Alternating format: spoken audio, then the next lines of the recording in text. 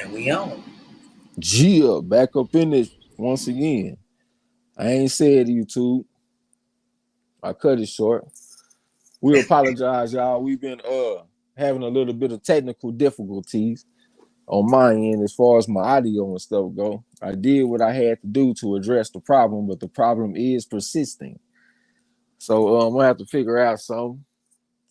Got a lot of smart people that be around though that know about this technology, so maybe somebody can tell me something. I call my boy D-Lo the voice of reason. He look like he the voice of wisdom because he gave me a little remedy as far as um being able to do this trivia without writing everything down. Hey, go out and come back in. Let's see if that'll work. See, if it's that bad, bro, it make me not even want to do it because I'm not moving or nothing. I'm just sitting up here. You know what I'm saying? And then Yeah. look, I don't even have the other device on yet. I'm on two Go out. devices. Like Not like go out the. Hold on, let me see. Mic check.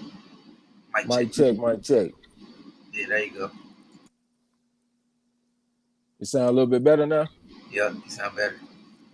All right. Yeah, well, he was telling me to email my own self. He said, email the question to yourself. That shit didn't work though.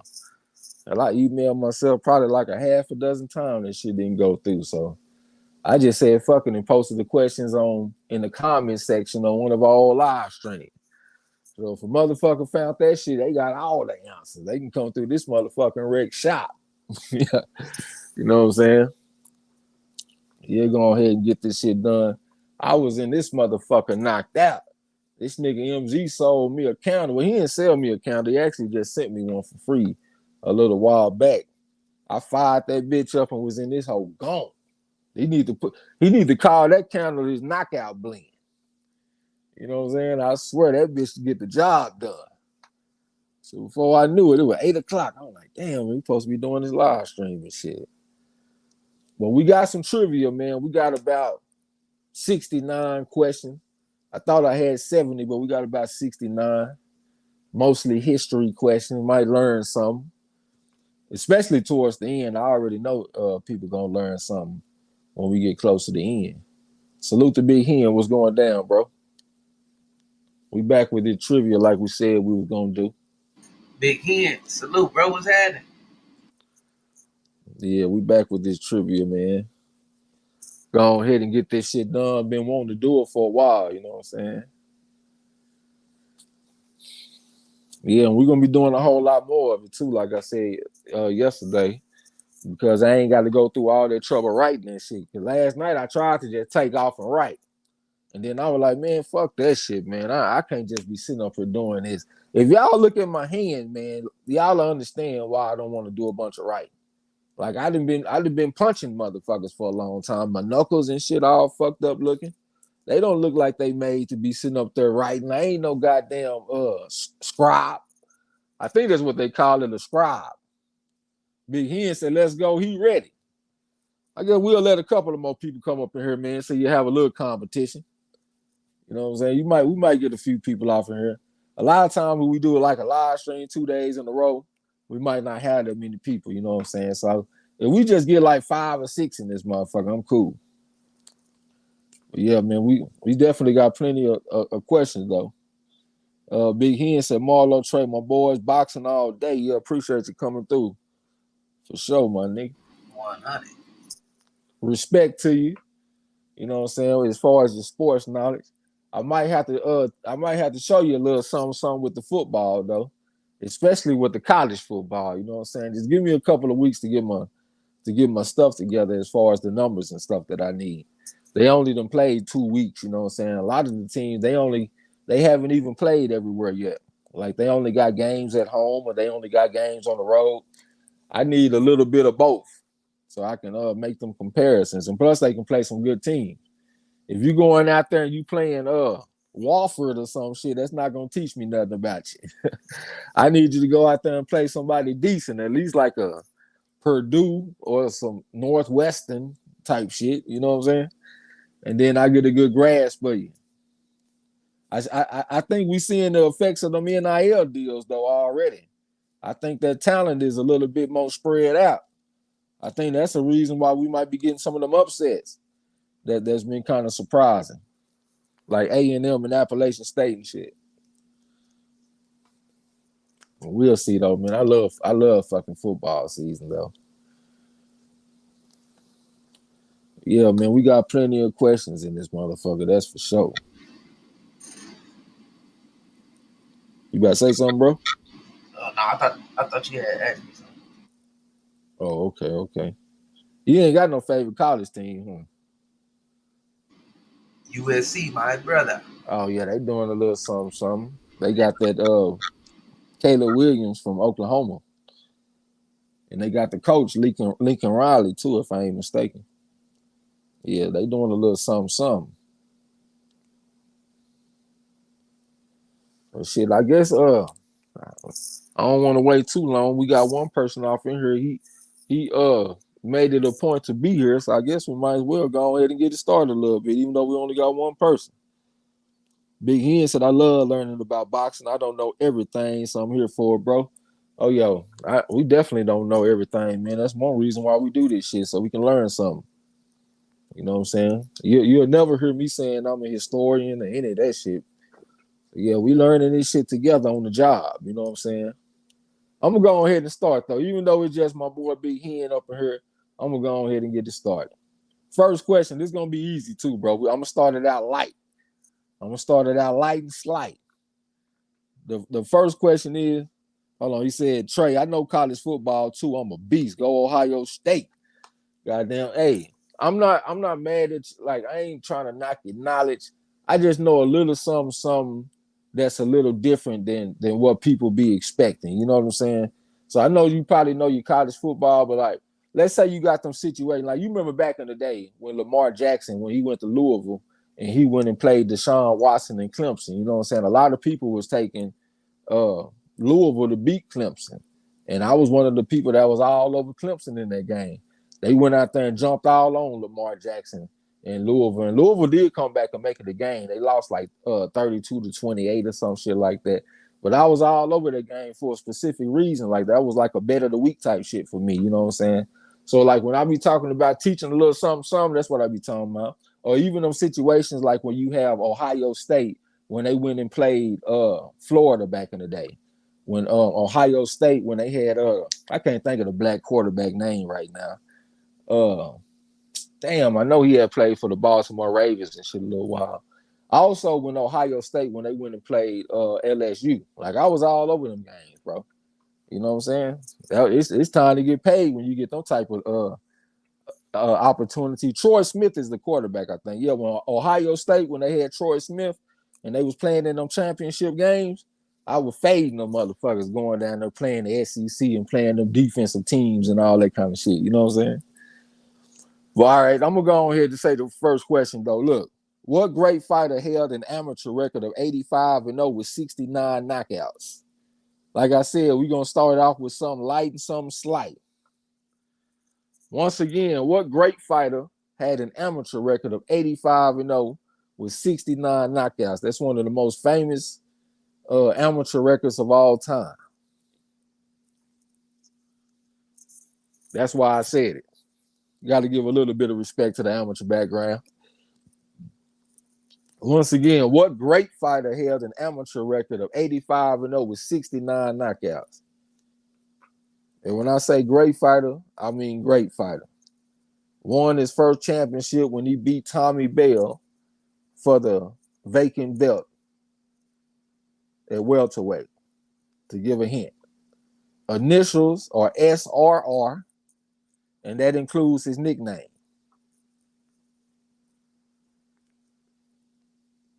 Once again, what great fighter held an amateur record of 85-0 with 69 knockouts, and his initials are SRR? Something easy for you to think about, man.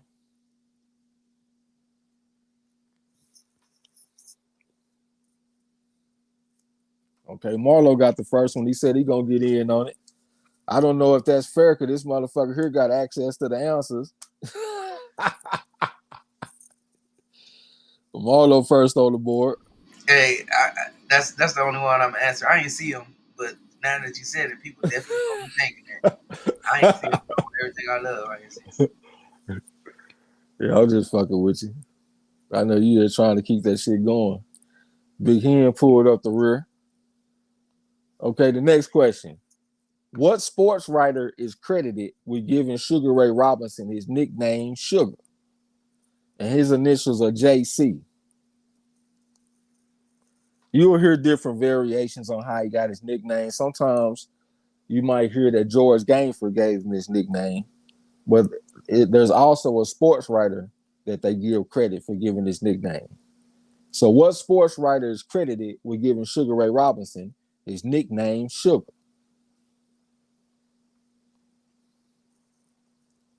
Ooh, man, with just one man in the chat, once we get into the upcoming questions, that shit gonna be hard. He's gonna have to get his Google on.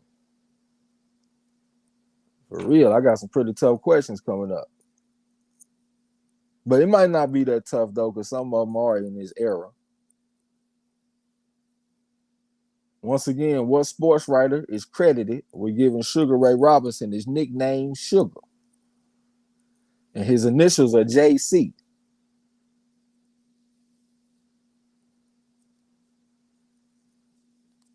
And before you say it, we ain't talking about George Gainford. Big Hen said that's a tough one. It is. It ain't something that you hear every day. That's why I want to come with it. Miss Jazzy T in the building. That's the queen they call Bobby Jean, and she on the scene with the right answer. That'll be Jack Case, the sports writer. Salute, Appreciate it. sis. Salute to you. Miss Jazzy T. Good job on that. Next question. Manager Fernando Bolito gave Gerardo Hernandez what famous nickname? Once again, manager Fernando Bolito gave Gerardo Hernandez what famous nickname?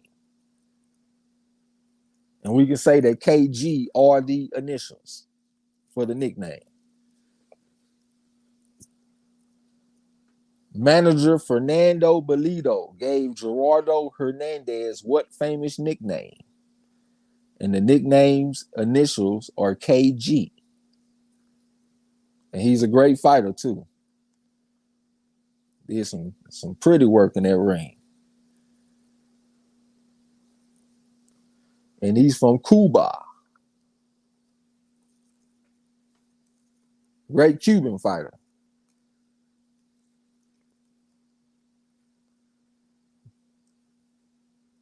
Once again, manager Fernando Bolito gave Gerardo Hernandez what famous nickname? And the nickname's initials are KG. We talking about a Cuban fighter that's cut from the same cloth as like a Sugar Ray Robinson. What's up to my boy J1 Pro Da Vinci? What's going down? J1, salute, bro. Once again, manager Fernando Bolito gave Gerardo Hernandez what famous nickname? And KG are the initials to the nickname. And don't forget, too, if y'all just give up, shoot a 5 out there, a cinco. This is probably one of the easier questions, though, to be honest with you. So it's probably about to get tough. Great Cuban fighter, cut from the same cloth as a Sugar Ray Robinson. Matter of fact, he fought against Sugar Ray Robinson twice, if I'm not mistaken. He did lose to Sugar Ray Robinson both times. This guy here fought some people that I didn't expect him to fight too. Like he fought against Ike Williams at lightweight. I didn't even know that until I watched this video fairly recently. But he's a hell of a fighter though, hell of a Cuban fighter, one of my favorites. He threw the bolo punch. Some people incorrectly credit him for being the first person to throw the bolo punch, but they give him credit. And I done heard the damn historian say several people that they credit for throwing the damn bolo punch. Once again, manager Fernando Bolito gave Gerardo Hernandez what famous nickname? And the initials to the nickname are KG. And I ain't talking about Kevin Garnett. Miss Jazzy T came back with it again. That'll be Kid Gavilan. That's another one for Jazzy T. This is my first time I ever seen her leading the league. God damn me. Okay, next question. Who did Kid Gavilan defeat on May 18th, 1951 to gain recognition as the New York State Athletic Commission and NBA World Welterweight Champion? And his initials are JB. JB are his initials.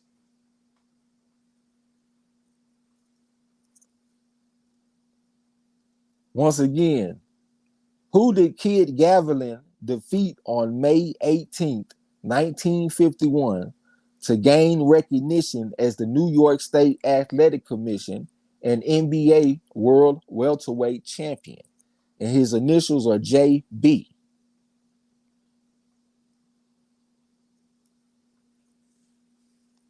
Yeah, Jazzy T done been around for a while. She know her boxing. She been around for a whole minute.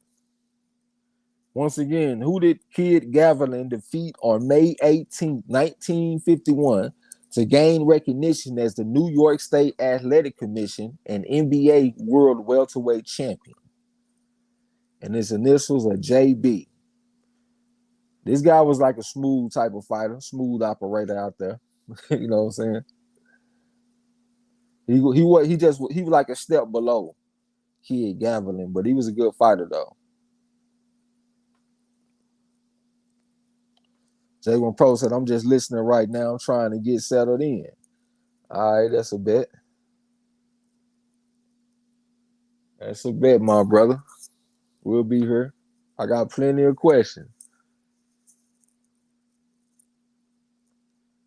Once again, who did Kid Gavilan defeat on May 18th, 1951 to gain recognition as the New York State Athletic Commission and NBA World Welterweight Champion? And his initials are JB.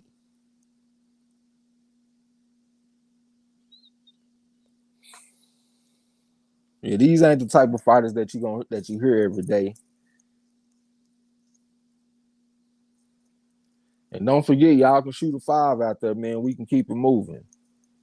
You know what I'm saying? We go at this pace, hell, it'll take 4 hours to get this shit done. I got like 60-something questions, so yeah, if it was 1 minute per question, that shit'll be an hour. So if it's 2 minutes, we already up to 2 hours. Shoot them 5s out there if y'all don't know. It ain't gonna hurt my feeling. I actually like when I get a 5. Or uncle or a T.O.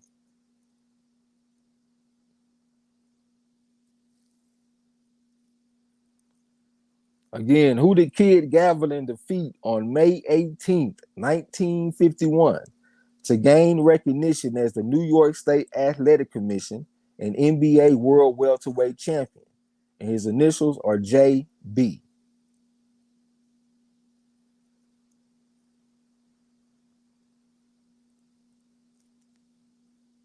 Let me get 2 5s or maybe even 1 5. We'll keep it moving.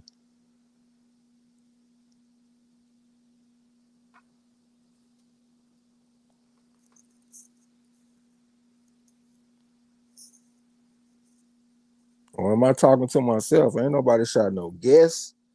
Ain't nobody came with a 5.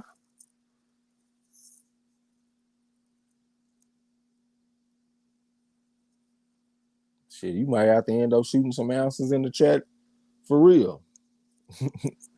even though there is a threat that you saw the answers. But I know you didn't go through that shit. You just had just acknowledged that I had posted it. Jazzy T say 5 or Google. Yeah. Fuck all that Googling. If you don't want to, shoot that 5. And the answer is Johnny Bratton. Johnny Bratton is the answer. So 5 gets the spot. Y'all don't got to feel bad about shooting a 5 out there now. Okay, next question. Who did Kid Gavilan defeat on October the 29th, 1951 to gain worldwide recognition as the undisputed welterweight champion?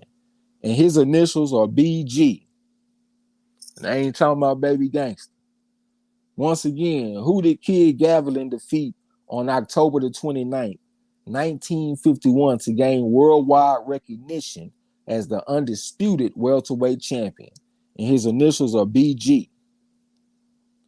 Big Hen said, man, I need some more hints. I don't know what hint I could have gave you about Johnny Bratton, though. I don't know what hint I could have gave you. That's why I be giving the initials. Once again, who did Kid Gavilan defeat on October the 29th, 1951 to gain worldwide recognition as the undisputed welterweight champion? His initials are BG. I was just about to say John. I don't even know I don't know shit about this fighter, though. I ain't gonna even lie to you.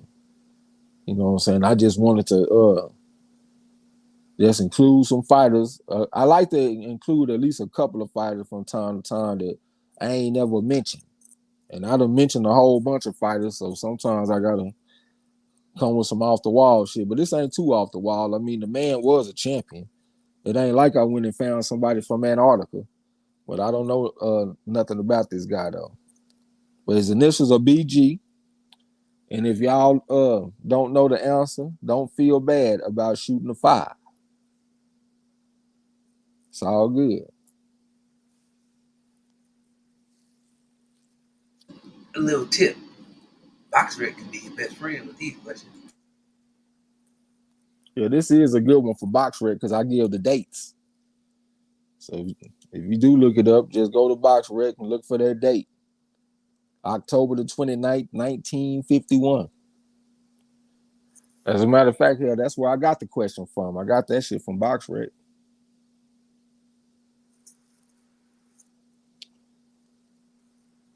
Once again, who did Kid Gavilan defeat on October the 29th, 1951 to gain worldwide recognition as the undisputed welterweight champion? And his initials are BG.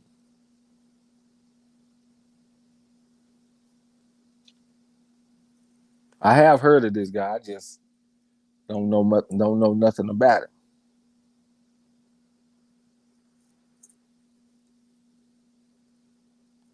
Big Hen said, was it green? No, sir.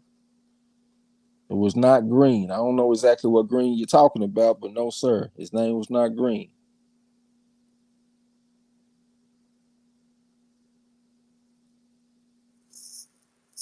And we just on question number 5. All right, Miss Jazzy T gave me a 5. Give me another 5, Big Hen. Yeah, I'm going to go ahead and keep it moving. His name was Billy Graham. Billy Graham was his name. So that's another one for the 5. 5 marks the spot. Okay, next question. What fighter started his fighting career as a cabin boy on a ship called Hopewell, went by the alias the Moroccan Prince, and can be considered boxing's first black pound-for-pound champion? And his initials are JW. I have been mentioning this fighter a lot on this channel. That's why I asked this question. You know what I'm saying? Because I have been talking about him a lot.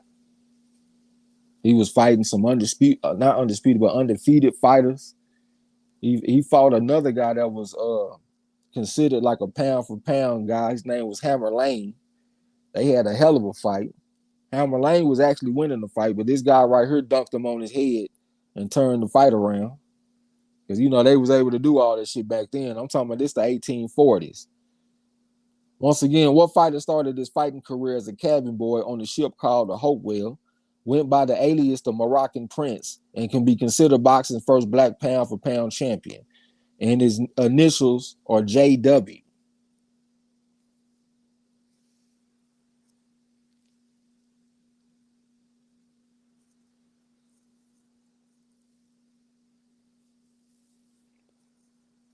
Yeah, I know this ain't the easiest one if you ain't heard this shit, but like I said, I have mentioned this guy during live streams several times. He one of my favorite fighters that I done read about. He was on the ship called the Hopewell, got into a fight with a cook because the cook accused him of stealing. And he got on the cook's ass, put them hands on him. And after he put them hands on him, they say that he got cocky.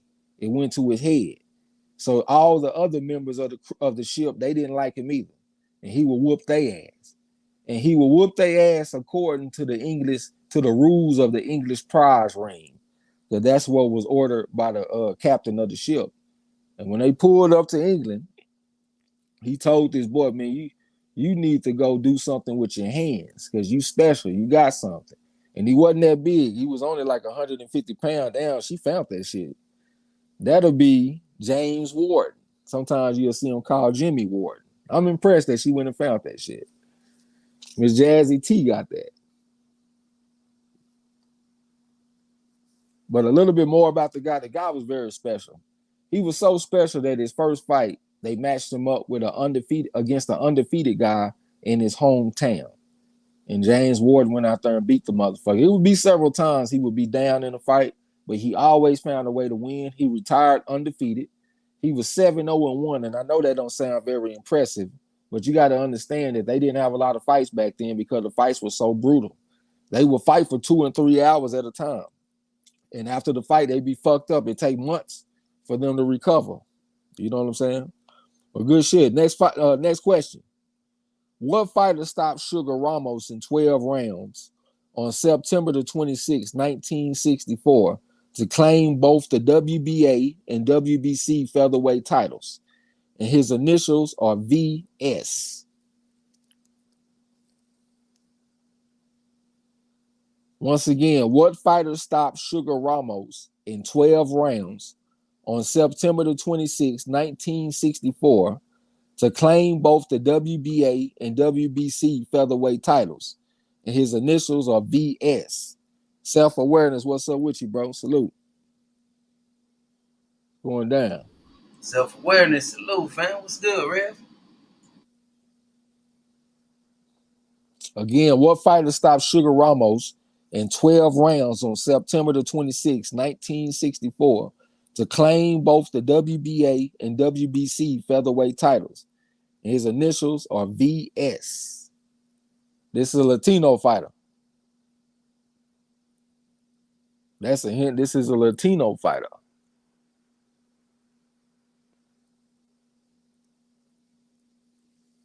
Yeah, I'm currently in the middle of breaking down a lot of them old fighters that I've been reading about, like just really summarizing their careers or summarizing their life so I can come and tell y'all about them, because a lot of those guys are very interesting, man. You know what I'm saying? Just a different personality. Like some fighters, they'll get a win and get cocky. And then you got some fighters like James Warden, they get a win and get determined and get focused. They go to training camp and all that kind of shit. Like that dude was a man of science when it comes to boxing. You know what I'm saying? Like he was a bad man. But I got some more information in these questions and stuff, though, especially towards the end. But the pace that we going, I don't know if we're going to make it to the end. You know what I'm saying? We might just have to do about a good 25, 30 or so. Once again, what fighter stopped Sugar Ramos in 12 rounds on September the 26th, 1964, to claim both the WBA and WBC featherweight titles? And his initials are VS, and he is a Latino fighter.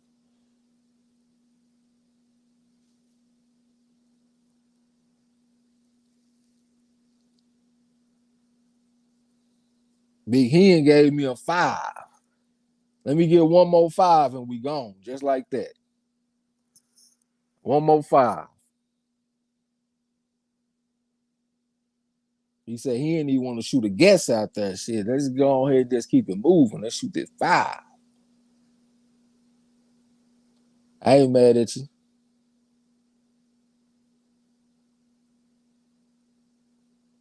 I might have me a few more 5s coming. Salute to my boy Eric Carr. What's going down, bro? He gave me another 5. So 5 marks the spot. That'll be Vicente Saldivar. Vicente Saldivar is the answer. He said he didn't even hear the question. He come in dropping 5s. It's all good. We probably needed a 5. Next question.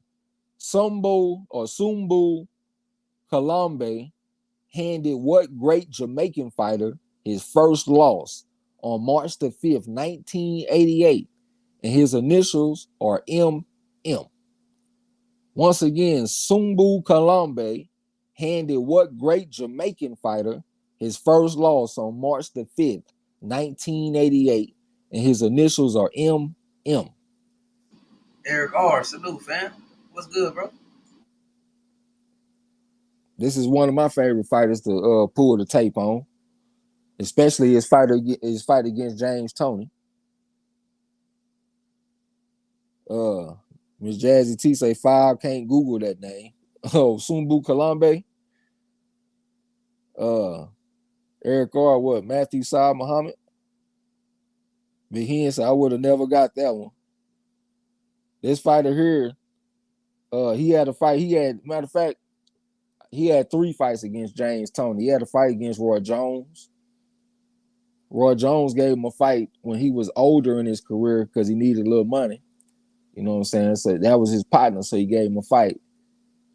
He gave a real stiff test to James Toney. That's one of my favorite fights to go back and watch. This guy right here against James Toney is a fight of science. If you love science, you want to watch James Toney versus this guy.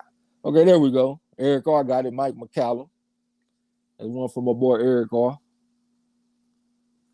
Mike McCallum. Okay, next question. Who was the first fighter to defeat Roberto Duran? And his initials are, I guess, EDJ, even though I might not should include the D. Even though I don't like how that sounds. I shouldn't include the D. Who is the first fighter to defeat Roberto Duran? Big Hen say you don't need no Google. You get it out the mud. No, I actually encourage you to go to Google. Eric R. Mike McCallum, the body snatcher. I don't like that nickname. I think that's one of the worst nicknames in boxing because it does not describe who he was. When I hear the body snatcher, that sounds like somebody that just like to get on the inside and go to the body. That motherfucker Mike McCallum was a whole lot more than that. He was a technician. He was a surgeon in that ring. You know what I'm saying? Self-awareness says it's like sitting in class. Well, shit, we can cheat on the test in this class. You can't cheat on the test in school, nigga. You can cheat on this test. You can Google, go to BoxRec, do whatever you got to do. You know what I'm saying? This is an open book test, my brother. Once again, who is the first fighter to defeat Roberto Duran? And his initials are EDJ. I think he might have been from Panama. I think that's the dude that was dying, and Roberto Duran came to his side when he was in his deathbed, and they had like an emotional moment together.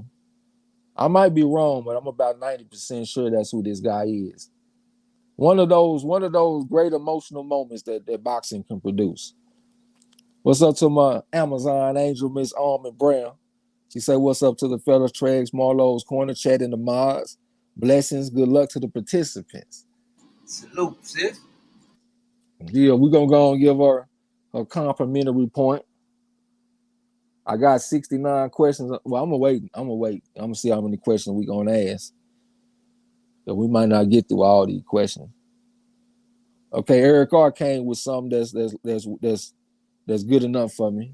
That'll be Esteban de Jesus. We get after Eric R. Salute to Charles D. What's going down, bro? I see you over there in the channel, Ross. You answer the bell. Charles D. L. Dub. Salute, fam. What's good with it? L Dub in the building. What's going down? Yeah, I was just talking shit on your behalf, L Dub. I've been going and going back and forth with Dan Rayfield on Fridays. I was like, man, hey, this motherfucker Dan Rayfield talk like he just a God's gift to boxing. He can't even fuck with my boy L Dub because I consider him the most knowledgeable person in the boxing community. You know what I'm saying? But, let me go with the next question. What Olympic gold medalist? Hey, go on mute for me real quick, bro. What Olympic gold medalist and Val Barker trophy winner, held a 119-1 amateur record and holds victories over both Sandro Mazzini and Emil Griffin in world championship fights. And his initials are NB. Charles D said the homie Esteban. Big Hen said, I do need Google. Don't feel bad about it, bro. It's all good. Eric also add my 2 points to the champ Ross. Goddamn me. L does say appreciate y'all, man. I give credit where it's due, bro. And the reason I say that because I asked Dan Rayfield about certain fighters. I asked him about Alex Martin when he had fought against Hammer and Hank Lundy. I asked him about Magomed Kurbanov when he was fighting against the Brazilian fighter, the Southpaw. I can't think of his name right now, but he didn't know about none of them dudes. So I was like, man, how the fuck he supposed to be the best and he don't even know about certain fighters? You know what I'm saying? But once again, what Olympic gold medalist and Val Barker trophy winner held a 119-1 amateur record and holds victories over both Sandro Mazzini and Emil Griffin in world championship fights. And his initials are NB. Eric Ross said Dan Rayfield knows who Trey is. He know because I be over there arguing with him. He called me an idiot one day, and his partner called me a blowhard. So whenever I go over there, I tell him it's the return of the idiot blowhard. And I be in there serving they bitch ass. I promise you, yeah, they know about your boy X, and they don't like me either. I don't give a fuck. I'm there every week talking that shit. Because they be misleading the public, bro. They be getting picks wrong, and then they come back next week like they ain't get nothing wrong. And I'm there to remind them, hey, you know you went 1-6 last week, right? Yeah, you know you went 2-5 last week, right? Yeah, let's keep it 100 with the people.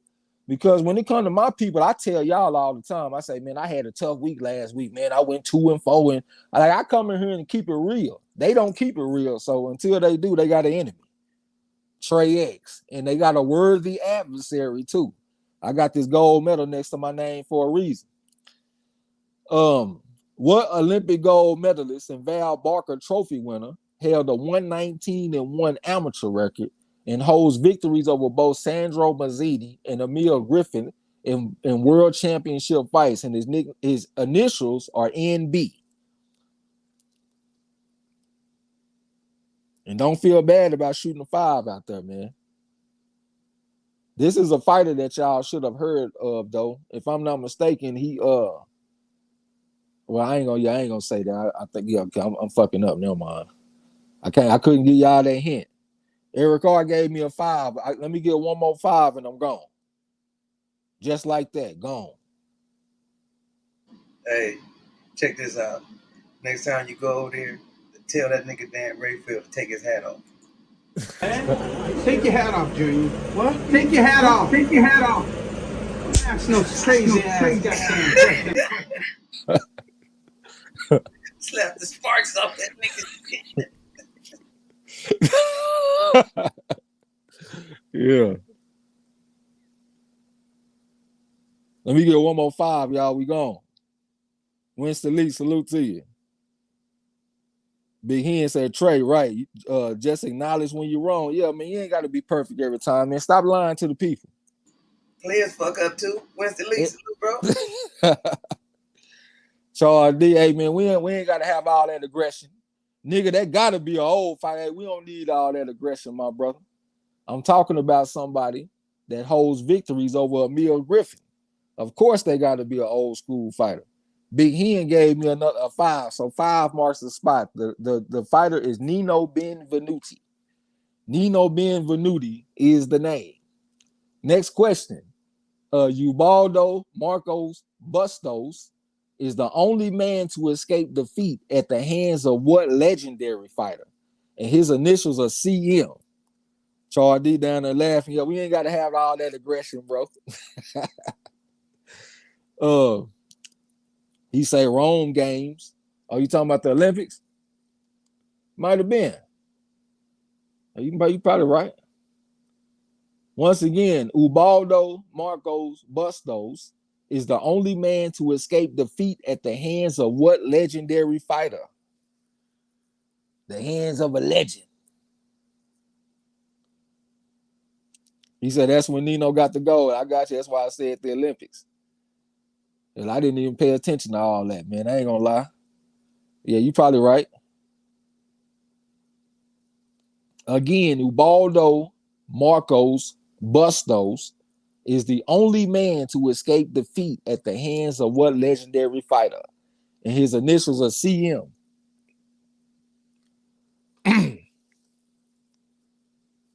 Everyone that beat this man, when they had a rematch, he got his get back. Except for this guy. This guy beat him and he retired before he got a chance for the revenge. But CM are his initials. He's a legendary fighter, a middleweight legend. Got into some trouble for killing his wife. That's a big hit right there. Tall motherfucker. Had a 1-2, jab right hand.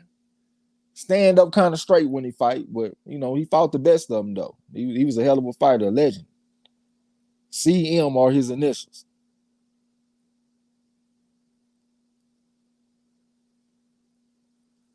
When I said that shit, I just knew it was gonna be a race to the key. Charles D said I need to get one right so I can slide to the store. You got plenty of opportunity, that's for sure. Miss Jazzy T say Martin. I don't know what Martin she talking about, but no, ma'am, that's not. Salute to my boy D-Lo 404 Boxing. I call him the voice of reason, but we might have to call him the voice of wisdom. Because he tried to give me the game yesterday as far as my doing the trivia question. It didn't work, but he gave me the right idea, though. You know what I'm saying? He led me in the right direction. D-Lo, salute, bro. Eric R talking about Charlie Murphy. No, sir. Y'all drop them fives if y'all don't know, man. When I say the name, y'all gonna feel dumb. Y'all gonna all give y'all self a face plant. Y'all gonna be like, man, I knew that shit, man. I should have known that shit. Ubaldo Marcos Bustos is the only man to escape defeat at the hands of what legendary fighter? This is a Latino fighter, y'all.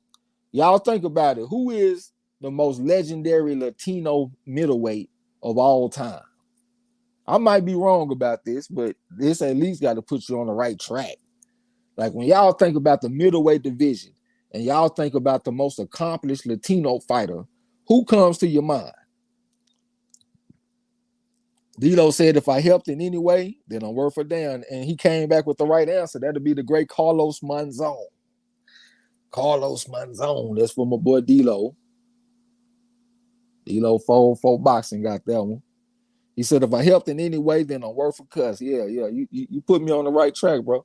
I tried to email myself, but the shit didn't work. But I came back with something, you know what I'm saying? And it worked. Okay, next question. What Philadelphia fighter who held a 70-3 amateur record goes by the nickname Bad and is said to have gained Carlos Monzon's utmost respect? They say that this is the only dude that Carlos Monzon see in public and be cool with him. Everybody else, he was like, man, fuck them motherfuckers. But he liked this dude. And his initials were BB.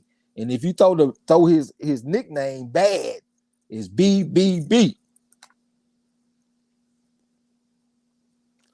Once again, what Philadelphia fighter who held a 70-3 amateur record goes by the nickname Bad and is said to have gained Carlos Monzon's utmost respect? Charles D got him one that he can slide to the store. Would you better go pick up some woods? Bad Benny Briscoe. That's one for Charles D. Good shit. Next question. Yeah, I see you got it. Next question. Who are the two men who put knockout losses on Robert Hernandez's professional record? You know, I got to come with something to throw you off a little bit. You know what I'm saying? I got to throw y'all off with one. Once again, who are the two men who put knockout losses on Robert Hernandez's professional record? And let me get them on the same line at the same time. J1 Pro said he back in the building. He ready. Charles D said exactly, and some iced tea. All right, my brother. Said he gonna go out there and get him a pack of woods and one of them iced teas on the boy. Once again, who are the two men who put knockout losses on Robert Helenius's professional record? D-Lo gave me one. You got to give me the other one, man. J1 Pro. Hey, J1 Pro, set your shit to live, man. Put your shit where it's current. Because you just answered a question that I asked like 5 minutes ago. Once again, who are the two men who put knockout losses on Robert Helenius's professional record? D-Lo done gave one of them. It's Gerald Washington. Who is the other one? And you got to put them on the same line. So put Washington and put the other dude. We already got one. J1 Pro said, wait, he 2 minutes behind. D-Lo said he back, all right? Who are the two men who put knockout losses on Robert Helenius's professional record? Eric R talking about Gerald Washington and Usyk. No, sir. I don't know. Usyk ain't even fought no Helenius. D-Lo said, I gave y'all one. Come on with the other. Nigga, you come on with the other one. Who are the only two men to put knockout losses on Robert Helenius's professional record? And one of them is Gerald Washington. Who is the other one? The other guy, he had a fight against Deontay Wilder. And Wilder didn't knock him out cold, but he did get the stoppage. That's the fight when Wilder had his eyes kind of swollen up. Like on the bridge of his eyes, they was kind of swollen.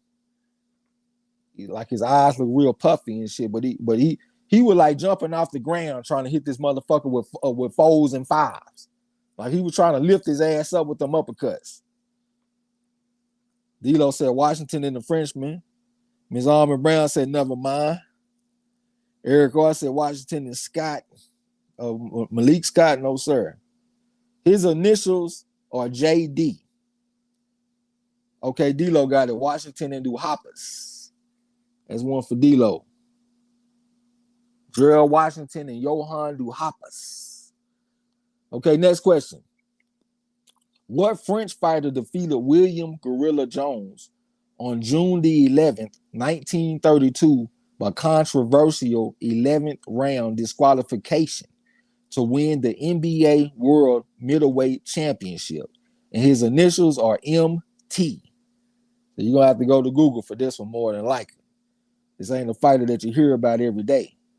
Once again, what French fighter defeated William Gorilla Jones on June the 11th, 1932 by controversial 11th round disqualification to win the NBA World Middleweight Championship? And his initials are MT.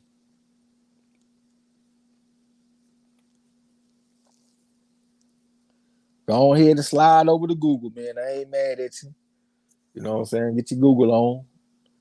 Once again, what French fighter defeated William Gorilla Jones on June the 11th, 1932 by controversial 11th round disqualification to win the NBA World Middleweight Championship? And his initials are MT. D-Lo said Duhaupas, the Frenchman. I got you, but you still got to say his name, man. I can't just give you the answer because you say the Frenchman. Yeah, France got a whole bunch of motherfuckers over there, man. Got to be a little more specific. But you still got the question right anyway, though, so it don't really matter. This guy with this question, his initials are MT. Okay, Charles D got that shit. I'm going to go ahead and give it to him. He came with the first name, but we're going to keep it moving. That'll be Marcel Thiel. And that's another one. That's another one for Charles D. Marcel Thiel. Appreciate that. Let's keep it moving. Okay, next question. Who was the trainer of the great Jose Napoles? And his initials are AD. This is one of the most recognized names when it comes to training. It ain't nothing special. Big Hen say, was it Thiel? It was Thiel. T-H-I-L. Charles D got the question. Once again, who was the trainer of the great Jose Napoles? And if he had multiple, I'm talking about the one with the initials AD. AD. One of the most recognized names when it comes to training. I ain't coming with nobody out the way. Y'all have all heard of this trainer's name. He trained Ali. He trained Sugar Ray Leonard. You see what I'm saying? Nothing special. He trained what's my man? The middleweight. I think he trained him. I might be wrong. The one that got knocked out by James Toney, the Southpaw. Gil Coles. That'll be Angelo Dundee. What's up to my boy Gil Coles? Michael Nunn. I think he trained Michael Nunn. I might be wrong. I think he trained him though. Okay. Next question. What two fighters did Eddie Futch cite as the two greatest fighters he ever had the privilege to see? Gil Cole told me, y'all must have forgot. Once again, what two fighters did Eddie Futch cite as the two greatest fighters he ever had the privilege to see? Gil Cole, what's good, fam? Salute, bro. The initials are CB and HH, two members of the Black Murderers Row. Once again, what two fighters did trainer Eddie Futch cite as the two greatest fighters he ever had the privilege to see? Their initials were CB and HH, two members of the Black Murderers Row. It's a pretty easy one, but we gotta stay sharp though. So we gotta just stay on points. That's why I asked this one. I thought this would be a race for the keys on cool. Because I done asked this question several times.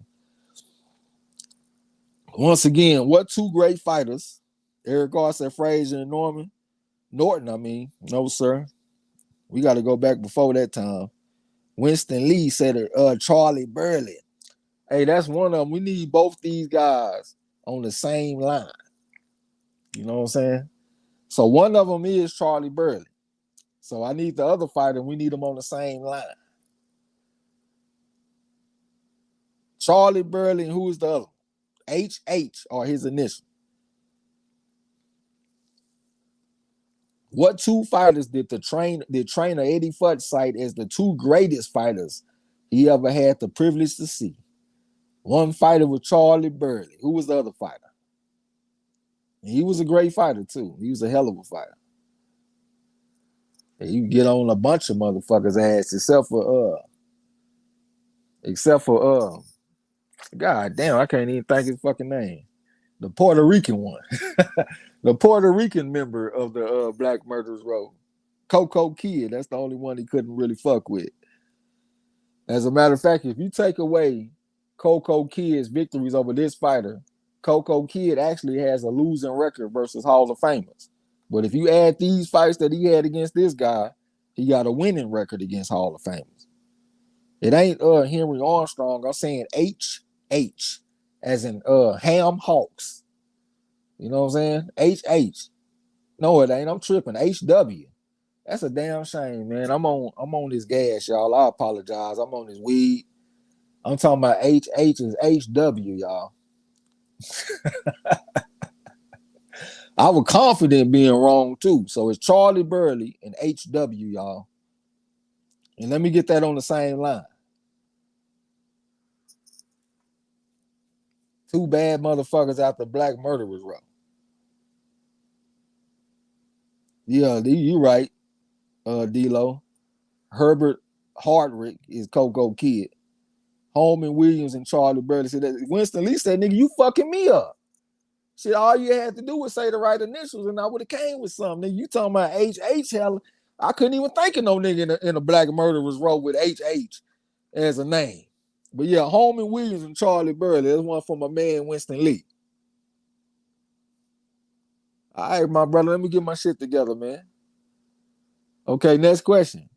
What caused Holman Williams to transition from a power puncher to a defensive specialist? And this just a run-in-the-mill, common sense question. You know what I'm saying? Look at Charles D talking about this dude. Hey, man, didn't you just say that you was on the way to the store to go get some woods? So you going to be fucking up too, man. Hey, like Marlo said earlier, players fuck up too, my brother. You know what I'm saying? I've been smoking this gas. Hey man, I'm gonna lay out one fuck up every now and then. What caused Holman Williams to transition from a power puncher to a defensive specialist?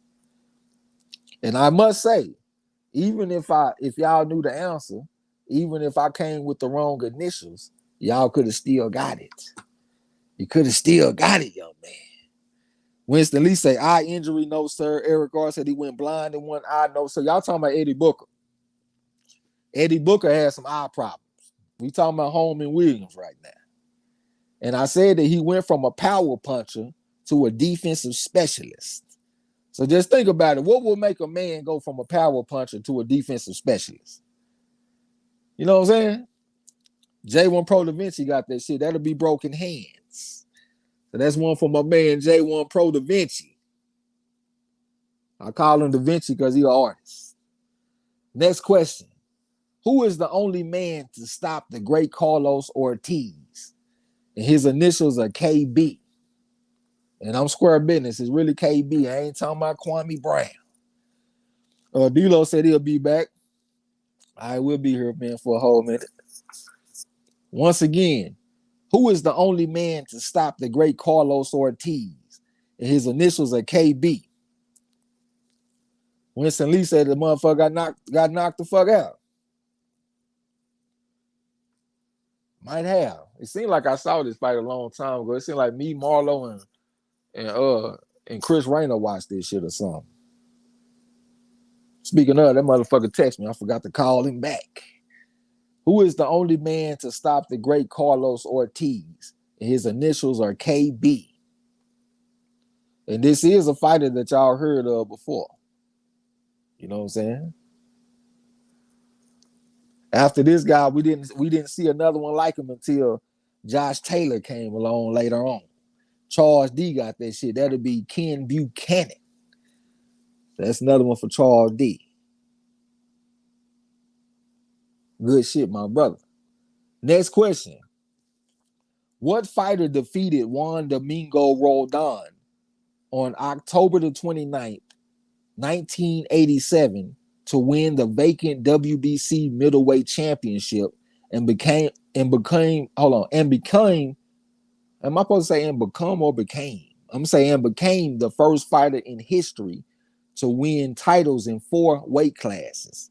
And his initials are TH. Let me say it again a little bit smoother. What fighter defeated Juan Domingo Roldan on October the 29th, 1987 to win the vacant WBC middleweight championship and became the first fighter in history to win titles in 4 weight classes? Charles D came with the Hitman. I'm going to go ahead and give it to him. We really do last names, but I'm going to go and give it to Charles D. Hitman Hearns, Thomas Hearns. I see you right behind him, Eric Carr. Hitman Hearns.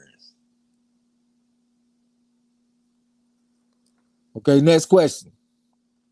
What fighter did Thomas Hearns defeat on June the 3rd, 1991 to win the WBA light heavyweight championship?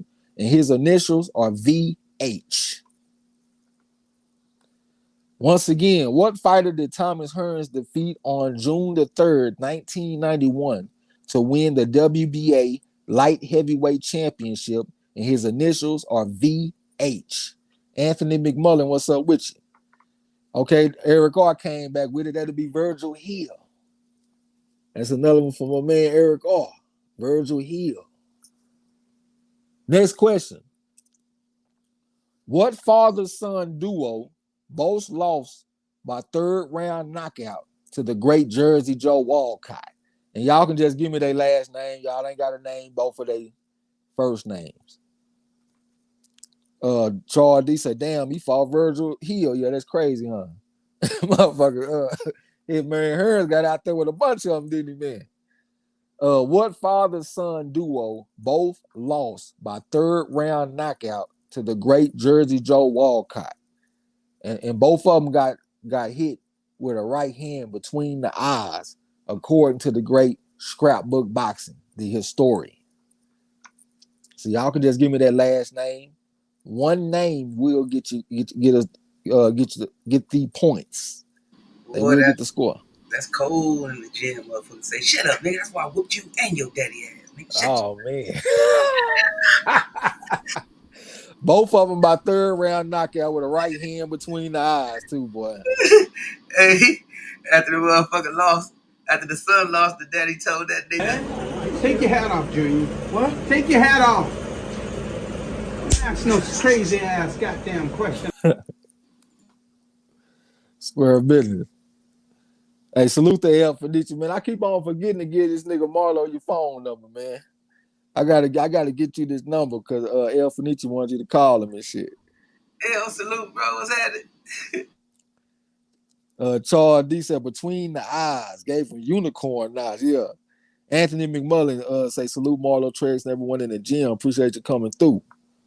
I still need the answer to the question though. What father-son duo both lost by third round knockout to the great Jersey Joe Walcott? And these are especially the son. The son is definitely a hell of a fighter. Hell, you might could say he's a great fighter. You know what I'm saying? So it ain't like this was some light work for Jersey Joe Walcott. The son's nickname, initials are HJ. The father's nickname, initials are PJ. The son's initials are HJ. PJ and HJ. Once again, what father-son duo both lost by third round knockout to the great Jersey Joe Walcott? The initials are PJ and HJ.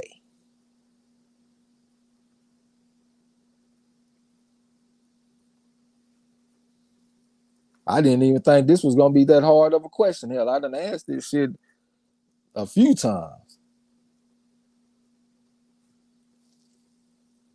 But these are definitely fighters y'all done heard of. The son, he fought against Archie Moore. You know what I'm saying?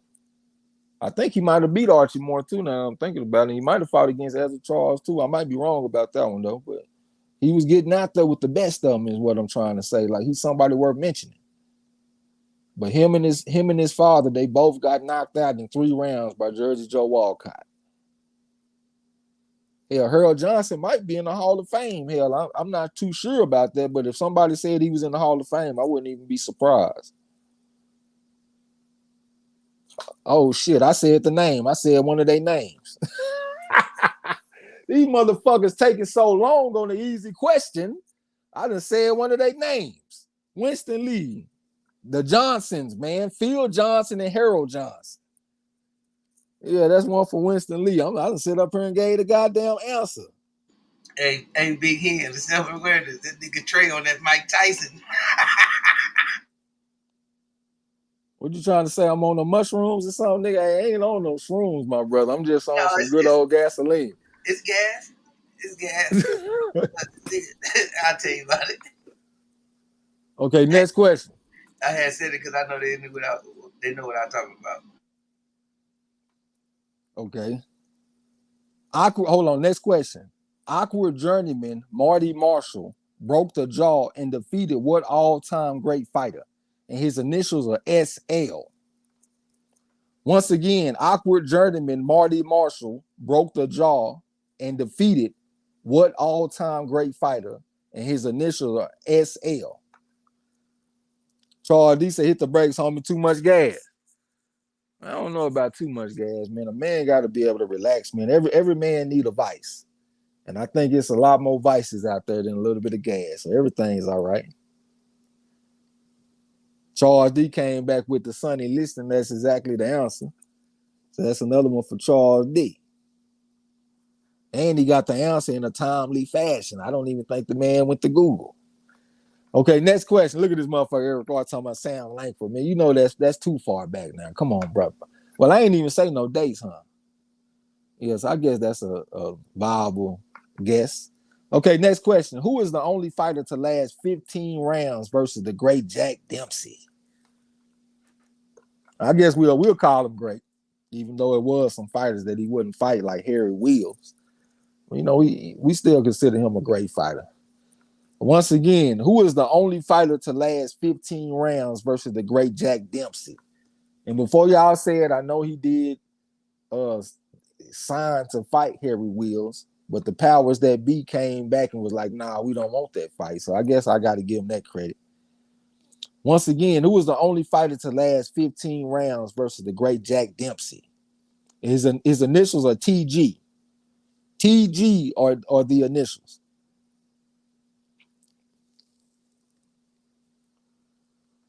TG are the initials. Who is the only fighter to last 15 rounds versus the great Jack Dempsey? Charles D said Tunney did go the distance with him twice, but they didn't go for 15 rounds. I'm talking about the only person who fought a 15-round fight with the guy. And his initials are TG. He said that's for the initial. Okay, J1 Pro got that shit. That'll be Tommy Gibbons. That's another one for J1 Pro. Tommy Gibbons. Okay, next question. What fighter ended Lennox Lewis's 3-year winning streak in the amateurs? And his initials are RR. And this man had a fight against Mike Tyson. Matter of fact, he had 2 fights against Mike Tyson in the pros. So once again, what fighter ended Lennox Lewis's 3-year winning streak in the amateurs? And his initials are RR. That first R is his nickname. As a matter of fact, his initials are DR, and his nickname starts with an R. Okay, Winston Lee got that shit. That'll be Razor Ruddy. Appreciate that, because I was getting tongue twisted trying to think of that shit. So that's another one for my man Winston Lee. Good shit. King Scorch the realest, man. Welcome to the gym. This is your first time. I see y'all down there. Welcome, fam. Salute. Winston Lee, Donovan Razor Ruddick. Okay, next question. What great Mexican fighter went by the alias El Puas and spent 10 years in elementary school because of time he lost through suspensions for fighting? I just thought this was just an interesting fact. His initials are RO. He was like the toast of Mexico before Julio Cesar Chavez Sr. came along. So once again, what great Mexican fighter went by the alias El Puas and spent 10 years in elementary school because of time lost through suspensions for fighting? And his initials are RO. And like I said, he was the toast of Mexico before Julio Cesar Chavez came along. I just thought it's interesting that a man spent 10 years in elementary school. I didn't even know that was possible, but that's what I read on the man. Charles D got that shit. That'd be Ruben Olivares. Said the man spent 10 years in elementary school. Charles D. He was in that classroom where they was watching movies all day, I bet. Yeah. Ms. Alvin Brown said, please hit the like button. Definitely would appreciate it. Next question. What fighter went by the alias Canelo and had multiple fights against Sugar Ramos, Jose Napoles, and Nicolino Loche? And his initials are AU. King Scorch the realist said, nah, I've been watching your fight call. Just been a minute. Let me chop it up with y'all for a quick. Say, yeah, appreciate you coming through. Charles D said that motherfucker was wearing a helmet out there. Once again, what great fighter went by the alias Canelo and had multiple fights against Sugar Ramos, Jose Napoles, and Nicolino Loche? And his initials are AU. J1 Pro Da Vinci said he'll be back. We'll be here. I got quite a few more questions. I'm just gonna just go by feel with the shit, man. If I feel like we all losing energy, we'll shut that bitch down. Once again, what fighter went by the alias Canelo and had multiple fights against Sugar Ramos, Jose Napoles, and Nicolino Loche? His initials are AU. Eric R threw a 5 out there. Let me get 2 more 5s and we gone. We gone. 2 more 5s. Just like that, we on the next question. I know that shit threw y'all off when I said Canelo. What fighter? Ms. Almond Brown gave me a 5. Let me get 1 more 5. I'm gonna go ahead and count up 5. What fighter went by the alias Canelo and had multiple fights against Sugar Ramos, Jose Napoles, and Nicolino Loche, and his initials are AU. Okay, he gave me another 5. Okay, Winston Lee came with the first name. I'm gonna go ahead and give it to Winston Lee. His name is Alfredo Urbina. And make sure that you type the last names. So I'm gonna get that to Winston Lee. I was about to roll with the 5, but his shit popped up right when I saw that last 5. That's Alfredo Urbina. Okay, next question. Who is the only fighter to defeat Eder Hoffman? And his initials are FH, but the F is actually his nickname. Who is the only fighter to defeat Eder Hoffman? His initials are FH, and he actually beat Hoffman twice. Sometimes you might hear Eder Joffrey, but that don't really make sense to me, considering I think he was like Brazilian or some shit. So it seemed like that J should be pronounced as an H. Eder Joffrey is what it seemed like it should be. Who is the only fighter to defeat Eder Joffrey then? If y'all want to hear that. FH are the initials. He was an Asian fighter. He was like a whirlwind. He threw a bunch of punches. He get on the inside and he go to the body and he throw combinations. He the type of fighter that you want to put against a skilled technical fighter like Eder Joffrey was, because he was a technician. And this dude was like a whirlwind. Action fighter. And if you want to give up, drop a 5, drop a TO, drop an uncle. You know what I'm saying? And we're going to keep it moving. Once again, who is the only fighter to defeat Eder Hoffman? His initials are FH. And like I said, he was an Asian fighter. I think he came from Japan. Charles D got that shit. Oh no, Xavier the boxing nerd. Interception. Salute to Xavier the boxing nerd. He said, I'm driving, so I can only do one fighting Harada. Absolutely is fighting Harada. That's one for my man, Xavier the boxing nerd. The man with the longest name in the chat. Xavier, salute, fam. Okay, I got to say this next question is a little bit selfish. You know what I'm saying? But I just want to give my man some shine. You know what I'm saying? This dude, he would move around with me when I was like 15 years old. Okay, what Kinshasa native was a journeyman who fought the likes of Sergio Martinez, Andy Lee, Vince Phillips, Kasim Uma, and Jermaine Taylor? And his initials are AB. And I ain't talking about no Brona. Once again, what Kinshasa native was a journeyman who fought the likes of Sergio Martinez, Andy Lee, Vince Phillips, Kasim Uma, and Jermaine Taylor. And his initials are AB. Like I said, this was my man. He was trained by Curtis Copes at the Home of Champions. And that was mainly a professional gym. So us amateurs, we'll get a chance to move around with the pros. You know what I'm saying? And this dude, he'll get out there and show you some things.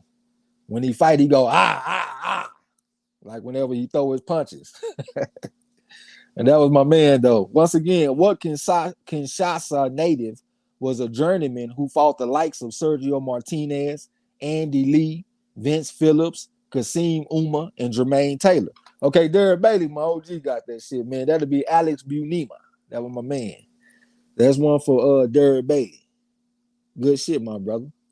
I really didn't expect nobody to get the question right. Well, yeah, Alex Bunima. Okay, next question. Diego Corrales and Juan Diaz are the only two men to defeat what fighter who goes by the alias Popo? And his initials are AF. Once again, Diego Corrales and Juan Diaz are the only two men to defeat what fighter who goes by the alias Popo?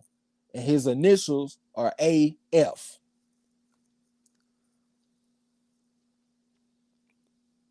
And this is definitely a fighter that y'all done heard of. You know what I'm saying? He was fighting Joel Casamayor and shit back in the day. Okay, I'm going to go ahead and give it to you, Derek Bailey. Acelino Fritas. Acelino Fritas. That's another one for Derek Bailey. I know he spelled the shit horrendous, but he did acknowledge that he spelled it bad. I think he's trying to say Fritas, though, so I'm going to go ahead and give it to Derek Bailey. Acelino Fritas. Okay, next question. Jessica Chavez is the first woman to defeat what Argentinian fighter who goes by the alias Latuti? Latuti. And her initials are YYB. I had to switch it up on y'all a little bit. Derek Bailey said, yeah, he could crack too. Brazilian dude. Oh, yeah, Fritas. For sure. Once again, Jessica Chavez is the first woman to defeat what Argentinian fighter who goes by the alias Latuti. And her initials are YYB.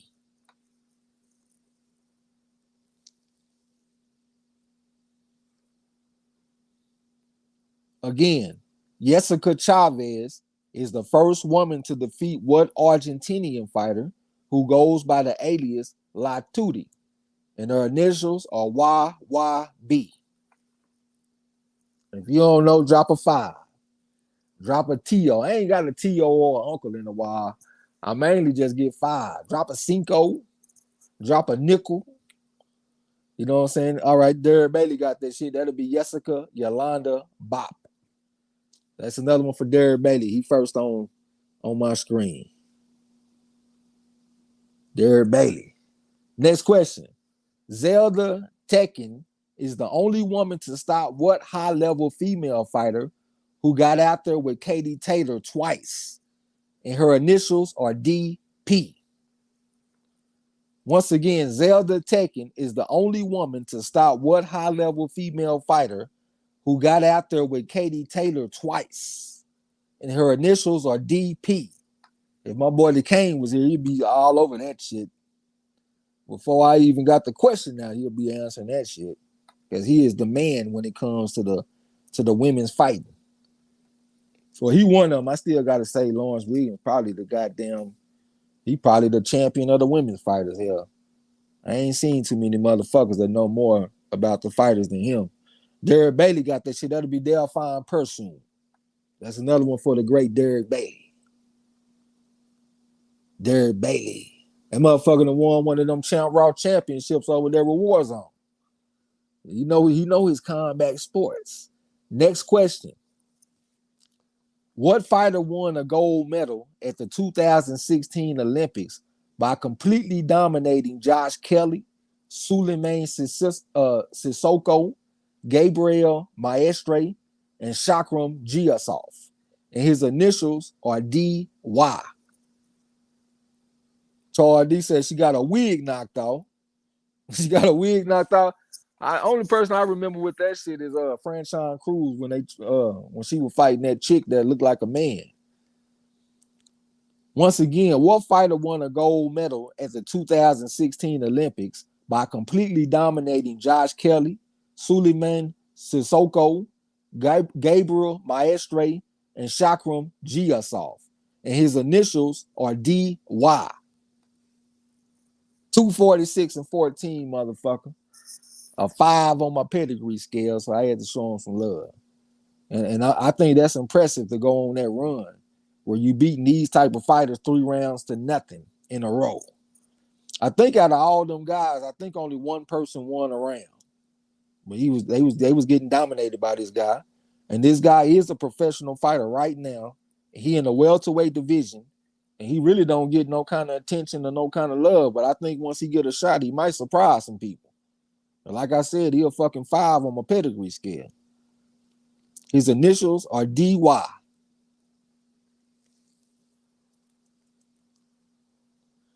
What fighter won a gold medal at the 2016 Olympics? Okay, Derek Bailey got this shit. That'll be Daniyar Yelausanov. So that's another one for my man, Derek Bailey. He said a rumble ain't a rumble until Derek Bailey pull up. Next question. Who is the first fighter to fight for a title in his professional debut? I know my man Xavier might be listening in the background. This is something that he'll get right real quick because we done went back and forth on it a little bit. His initials are JS. The ramifications of this fight is that this man got his ass whooped so bad that there were no more mixed race fights in the South for 60 years. Xavier the boxing nerd said, let me pull over real quick so I can answer that shit. That'll be Jack Scully. That's another one for my man Xavier the boxing nerd. I'm just going to put Xavier boxing. Okay, next question. Go ahead and stay pulled over so you can answer this one. Who is the second fighter to fight for a title in his professional debut? His initials are PR, and I ain't talking about Puerto Rico. Once again, who is the second fighter to fight for a title in his professional debut? And his initials are PR. I'm waiting on Xavier because I know he got the answer. He just had to stay pulled over for a minute. Okay, he came back with it. That'd be Pete Rodemaker or some shit like that. So that's another one for Xavier. I knew he'll get that shit all day. Okay, good shit. Next question. What is the oldest international amateur boxing competition in Europe? This is for me. I know it might be even selfish to even ask y'all this question, but this is the type of shit that interests me. What is the oldest international amateur boxing competition in Europe? It starts with an S. Charles D said, I have no damn clue. He came with that aggression, so I can tell he don't like it. D-Lo said the AIBAs, no sir. This tournament starts with an S. S, I don't know what that means right there. This starts with an S. You will hear it as a cup or a memorial. I would take either one. Just give me that first S word and we good. J1 Pro gave me a Cinco. Charlie said, not aggressive, just don't have a clue. I'm just talking shit, bro. Don't worry about it. I'm just fucking with you because you put the damn out there. You know what I'm saying? I have no damn clue.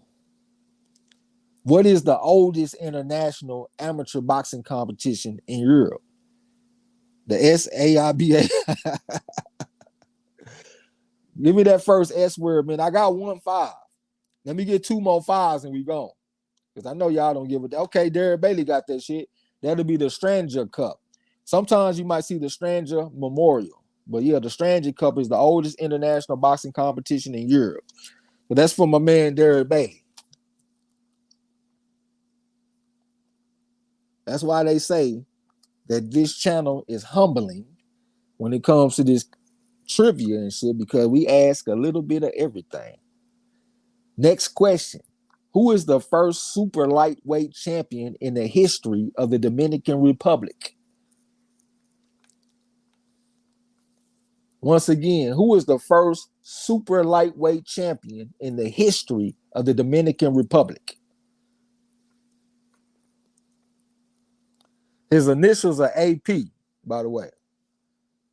And I ain't talking about advanced placement. Once again, who is the first super lightweight champion in the history of the Dominican Republic? And his initials are AP. Charles D got that shit. That'll be Alberto Puello. And he went out there and won a little something for me and my team. Because we had to take Puello over. Is it Akhmedov? Batir Akhmedov. You know what I'm saying? But yeah, Alberto Puello. That's another one from my man Charles D. Good shit, my brother, because I thought y'all would go straight to the old school. You know what I'm saying? So it kind of felt like a trick question a little bit. Okay, next question. What fighter went by the alias the Trenton Thunderbolt? They ain't all got to be hard. We can come with some easy shit from time to time. Once again, what fighter went by the alias the Trenton Thunderbolt?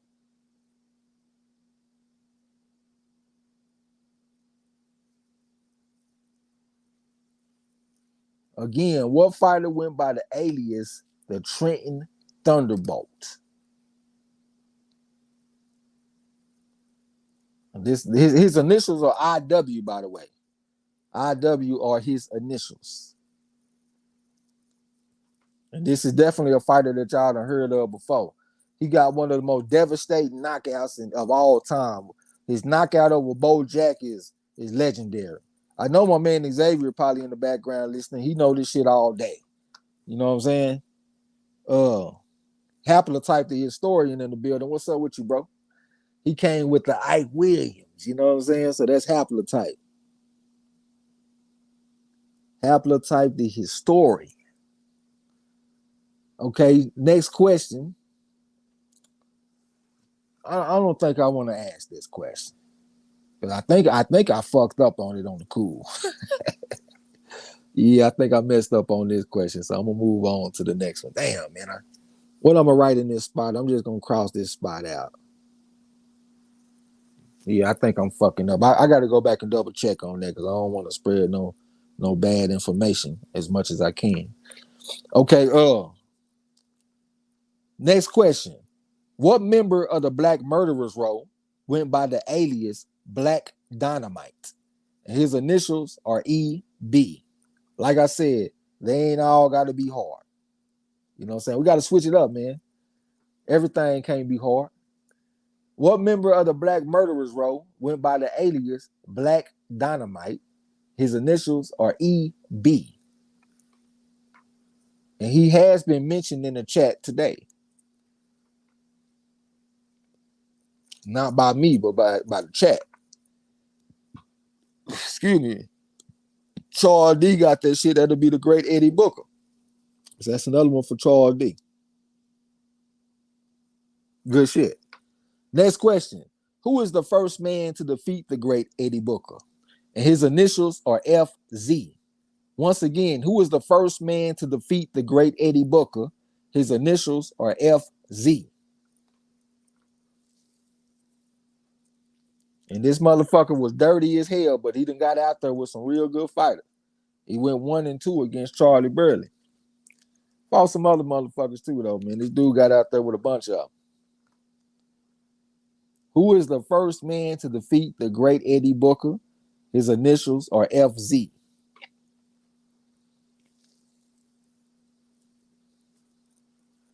He was from Pittsburgh.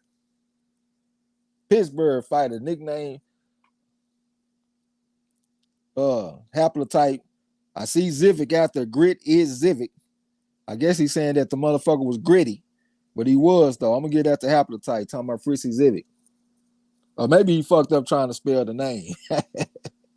Yeah, Haplotype with the Zivic. Fritzy Zivic. They say Charlie Burley beat him in the third fight with only throwing his right hand 6 times in the whole fight. I think that's amazing that you can beat a fighter like that with only throwing your right hand 6 times. Okay, next question. What sports writer coined the term Black Murderers Row? And his initials are BS. Once again, what sports writer coined the term Black Murderers Row? And his initials were BS.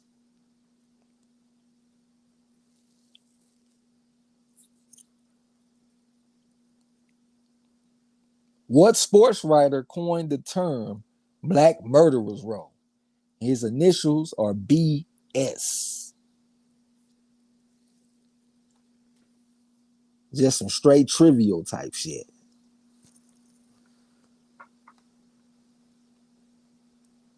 BS are the initials. Derek Bailey, the OG, got another. That'd be Bud Schulberg. Another one for Derek Bailey. Bud Schulberg. Next question. Who are the only 2 men to stop Jack Chase? And let me get them the same time on the same line. Who are the only 2 men to stop the great Jack Chase? Their initials are AM and CB. That should be pretty easy. Once again, who are the only 2 men to stop the great Jack Chase? Their initials are AM and CB. And let me get them the same time on the same line. Same time on the same line. AM and CB are the initials.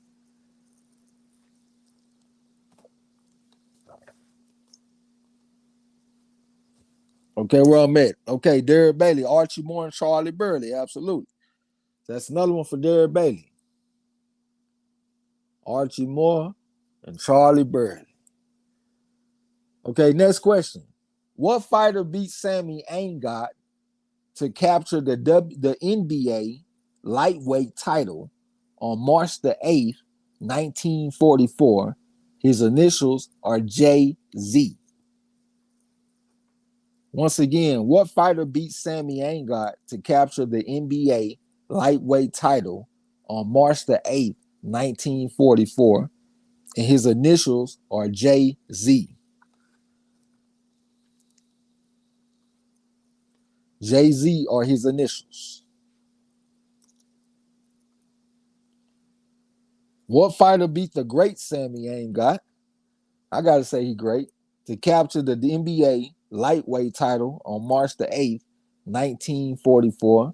His initials are JZ. Derek Bailey got another one. That'll be Juan Zarita. That's another one for Derek Bailey. Juan Zarita.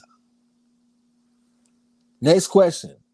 What member of the Black Murderers Row was named after a U.S. president? Once again, what member of the Black Murderers Row was named after a U.S. president?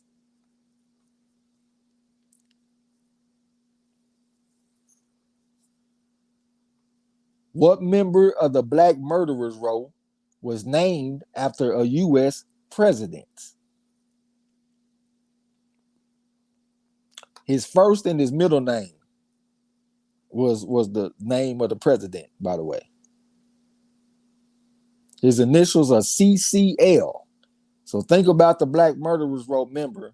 Last name was L. Started with an L. Once again, what member of the Black Murderers Row was named after a U.S. president? His initials were CCL.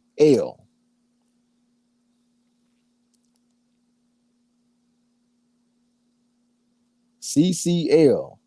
Derek Bailey say Lewis. Who you talking about? Coco Kid? No, sir. No, sir. CCL are the initials. This is one of them forgotten members of the Black Murderers Row. That's why I put him in the question. We don't really talk about him that much. He did have a fight against what's my man that beat Sugar Ray Robinson at middleweight. He had a fight against Jake LaMotta. I think Jake LaMotta beat him though. But he was a good fighter. They say he was real strong. They said he had a lot of power. People didn't really like sparring with him and shit too much because he had so much power. He can hurt you with big gloves and headgear on. But people don't really talk about him that much though. And y'all can always drop a 5 if you don't know. Drop an uncle, drop a TO, drop a Cinco. You know what I'm saying? All of those are acceptable. What member of the Black Murderers Row was named after a U.S. president? His initials are CCL, but we know him as BL. BL are the initials that we know. Haplotype gave me a 5. Let me get 2 more 5s. We gone. BL are the initials that we know of. His real initials are CCL. Xavier the Boxing Nerd came with the Burt Lytell. His real name is Calvin Coolidge Lytell. So that's one for Xavier the Boxing Nerd. Another one. Xavier Boxing. Burt Lytell, a.k.a. Calvin Coolidge Lytell. Okay, next question. What pugilistic pioneer opened the English School of Arms and Self-Defense Academy in 1719? And his initials are JF. This should be an easy question. Once again, what pugilistic pioneer opened the English School of Arms and Self-Defense Academy in 1719? His initials are JF. And this should be an easy question. JF are the initials.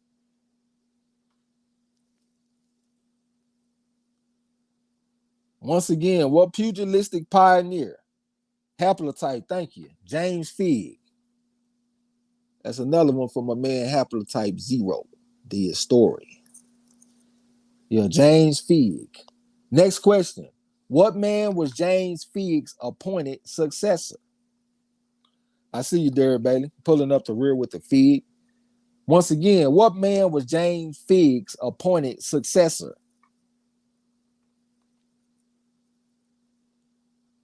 I ain't gonna give the initials right off the top because I want to see if y'all gonna get it first. And then I'll come with the initial. But we have talked about this several times on the channel, so that's why I didn't want to give the initials right away. We should know this one. Haplotype came with the name that I thought that y'all would come with. That is not the right answer, though. What man was James Figg's appointed successor? He the dude that succeeded him. The guy that you talking about succeeded. Okay, there we go. Derek Bailey got this shit. That'll be George Taylor. So that's another one for Derek Bailey. George Taylor. Okay, next question. What man beat the brakes off George Taylor and anchored himself as champion until 1750? And his initials were JB.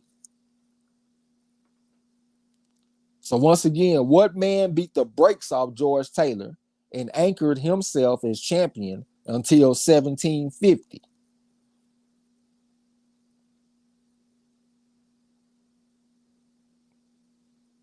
I'm waiting on your haplotype, man. Where you at? Derek Bailey came back with the Jack Brockton. That's who that is. That's another one for Derek Bailey. I was waiting on you, haplo, man. Okay, next question. What legendary bare knuckle fighter went by the alias the Black Diamond?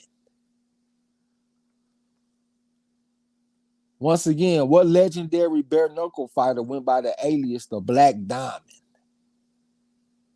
And from all accounts, he seemed to have been a truly special fighter. He won a fight on some controversy. Haplotype said Brockton was really the next big star. I didn't ask who the next big star was. I asked who was James Figg's appointed successor. Who's the man that he chose to succeed him? That's the question that I asked, my brother. I know a little bit about these guys. I have done a little reading. Charles D. Who I'm talking about? No, sir. No, sir. This guy's initials were TC. TC were this guy's initials. They said that he was a man of science. He won one of his fights on some controversy. He really won by cheating, but he came back in a rematch. He went to training camp and he took that shit seriously, and he came back and handled his business. You know what I'm saying? Haplotype say B.R. Richmond, no, sir. This guy fought against B.R. Richmond. That'll be Tom Cribb. So that's another one for Derek Bailey. Tom Cribb. I consider him a great fighter. He one of the only ones that I saw that were winning rematches. I be reading about these fighters, and these fighters, they'll win the first time, they'll lose the second time most of the time. This guy here was winning rematches. You know what I'm saying? Okay, next question. What man beat George Manchester September the 9th, 1841, and is considered the first heavyweight champion of America? Once again, what man beats George Manchester September the 9th, 1841, and is considered the first heavyweight champion of America? I know that Tom Molyneux came claiming that he was a champion of America, but they didn't have nothing to back it up though. Haplotype said Cribb had the very first training camp, according to what I read. Cribb had the very first training camp. I don't know. That seemed kind of late to be the first person to have a training camp when he was fighting like in the 18 teens and shit. Charles D came with the answer. I thought the haplotype was gonna come with that one, man. That'll be Tom Hyer. So that's another one for Charles D. Tom Hyer. I do know that Tom Cribb went to training camp for Tom Molyneux in the rematch though, and it paid dividends. Next question. This is a question that's kind of off track a little bit. But I just thought it was worth mentioning because most people don't know this kind of shit. And I didn't before I read it. So I just thought it was interesting. Who is the United States' first noteworthy black athlete? Like this was like the highest ranked black athlete in the country. And they say like he was the first noteworthy black athlete. Who is the United States' first noteworthy black athlete? And he was a jockey. A black jockey. Black jockeys won 15 of the first 28 Kentucky Derbies. And they was held in high regard by the public. You know what I'm saying? So I thought he worked for Lil Sean. His initials are J.O. Y'all can drop a 5, man. They drop a 5 and I give y'all the answer. We keep it moving.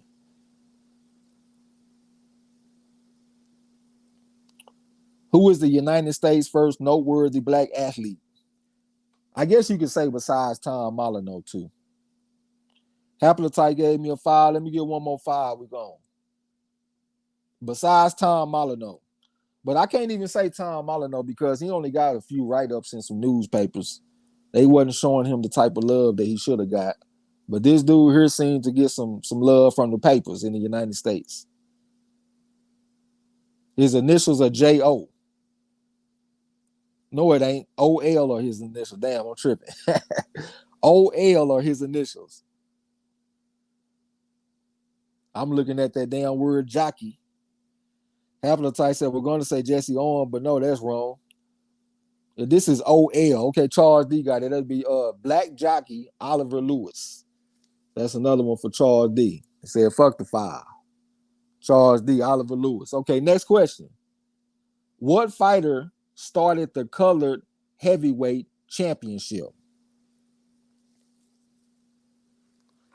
Charles D said, you fucking up, brother. Do you know what question I'm on? I just asked 50 questions. So, hey, it's easy to fuck up, bro. I'm over here doing a bunch of work. Once again, what fighter started the colored heavyweight championship? Y'all think about that too, man. When I come in here and do trivia, I don't come here and ask y'all no 20, 30 questions. I come in this bitch to ask 50, 60, 70. You know what I'm saying? Anybody else that done tried to take the trivia, them motherfuckers ain't putting in that kind of work, man. Them folks are asked 20 questions and keep it moving. Once again, what fighter started the colored heavyweight championship? His initials are CACS.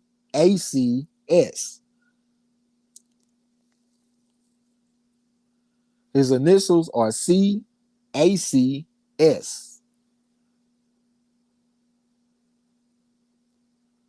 These questions might be kind of tough, man. These next few questions. Not this one, though. This one is actually kind of easy because we talked about this on our channel a few times. Haplotype, what, Klondike? No, sir. I think that's who we talking about. Ms. Alma Round say, appreciate the work you put in, Trey. She don't give a damn about no boxing, but she want to be a beacon of positivity. I appreciate that from a Amazon angel. Derek Bailey got that shit. That'll be Charles A.C. Smith. You know what I'm saying? He had wrote into that damn newspaper. I can't even think of the name of that shit. What's the old school newspaper, the old school magazine they used to have back in the day? Was it the Police Gazette? He wrote into the Police Gazette and looked for some challenges. And since he couldn't find that, he crowned himself as the colored heavyweight championship. That'll be Charles A.C. Smith. But I got another fact that's a little bit down the line that's kind of interesting, that's kind of related. You know what I'm saying? But yeah, Derek Bailey. Okay, next question. What problem did Charles A.C. Smith have with Amos Lavender? Charles A.C. Smith had a problem with this motherfucker. What problem did Charles A.C. Smith have with Amos Lavender?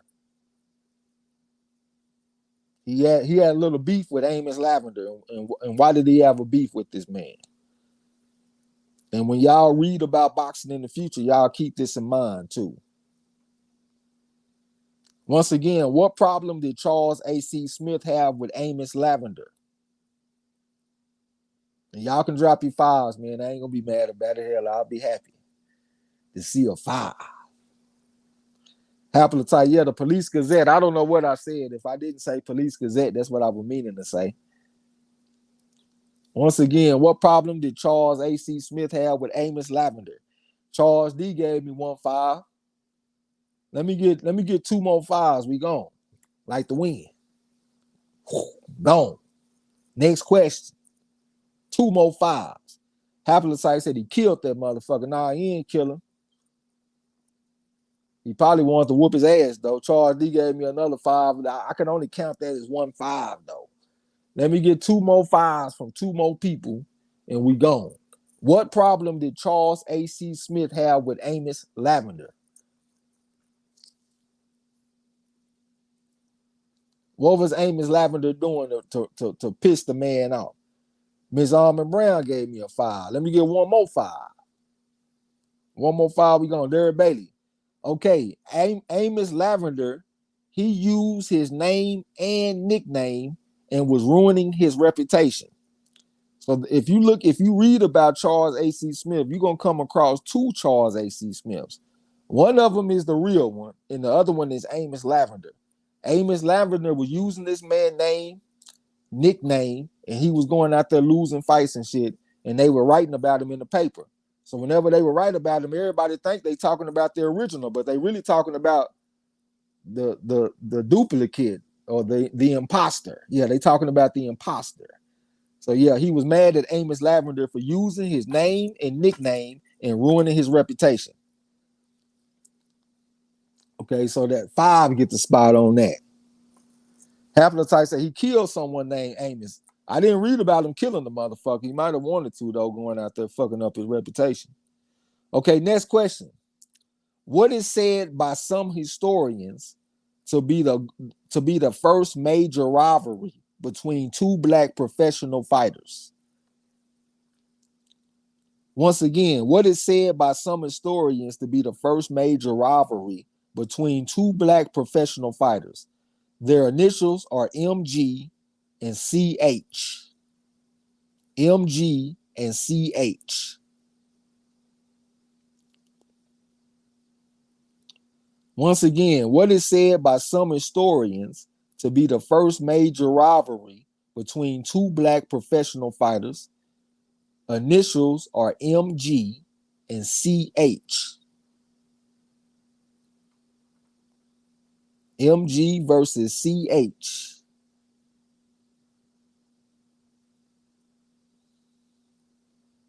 Let me go ahead and get some guesses. Because if y'all think about it, y'all should be able to guess that shit. MG versus CH.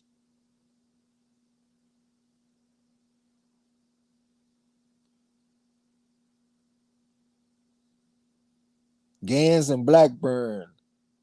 These guys, I think they fought before them. Yeah, I think these guys fought a little bit before them. Once again, what is said by some historians to be the first major rivalry between 2 black professional fighters? The initials are MG and CH.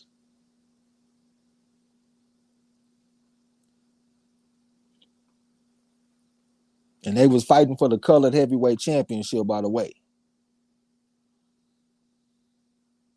And if you don't know, drop a 5 and we can keep it moving.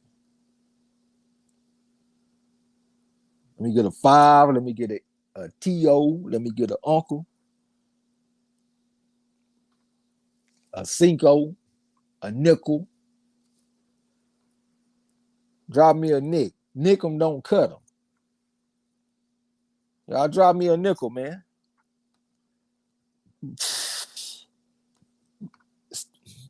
Once again, what is said by some historians to be the first major rivalry between 2 black professional fighters? MG versus CH. I got a 5. I got a cinco. Let me get 1 more. Let me get a nickel. Let me get a nickel.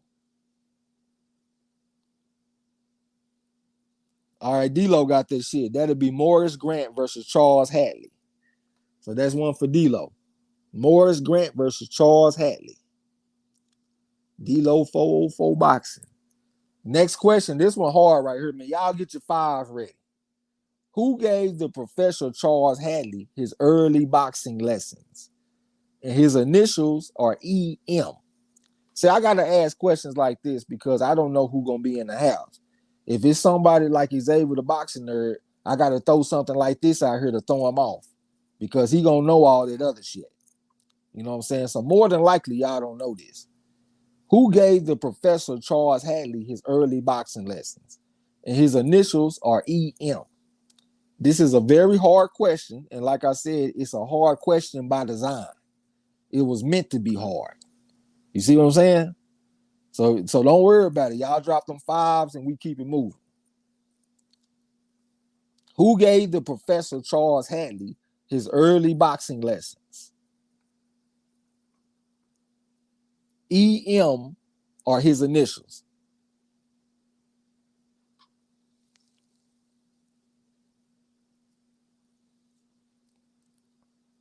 Xavier said Ed Martin, no sir. But you got the first name right though. His first name is Ed. I know you talking about Denver Ed Martin.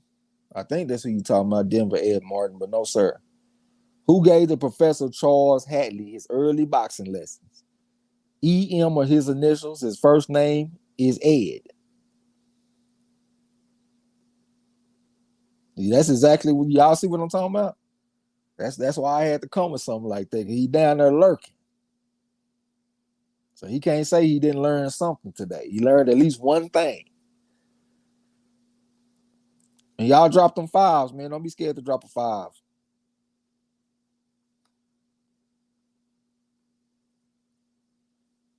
Don't be scared to drop a five. Who gave the Professor Charles Hadley his early boxing lessons? His initials are EM. Yeah, that Denver Ed Martin was probably that's a good guess. I'm impressed by the guess.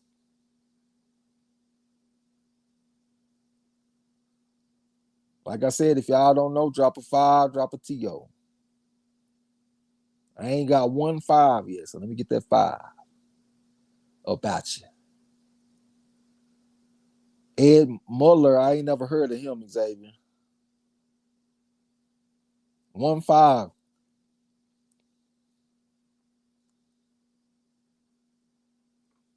1 5, and we gone. Let me just get one. Charles D said he got 5 on there. I'm gonna come with the answer. His name is Ed McGlinchey. Ed McGlinchey is the name. That's the man who gave the Professor Charles Hadley his early boxing lessons. Ed McGlinchey. Okay, next question. Who beat Charles Hadley for the colored heavyweight championship on February 23rd, 1883? His initials are GG. GG are his initials. Once again, who beat Charles Hadley for the colored heavyweight championship on February 23rd, 1883? His initials are GG. GG are his initials.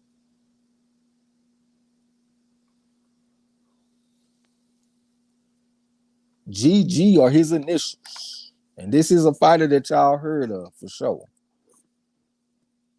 This man, he fought against Peter Jackson. Okay, Derek Bailey got that shit. That'll be George Godfrey. It's another one from my man, Derek Bailey. George Godfrey. Next question. What legendary fighter beat the brakes off Charles? Okay, hold on. Oh, never mind. I thought I was fucking up, but I'm not. What legendary fighter beat the brakes off Charles Hadley to win the colored heavyweight championship on August the 24th, 1888? His initials are PJ. He said that was an obscure one. That was an obscure question. Who beat the brakes off? How? That sounded like a specific question to me because I gave you the exact date. I said it was February 23rd, 1883.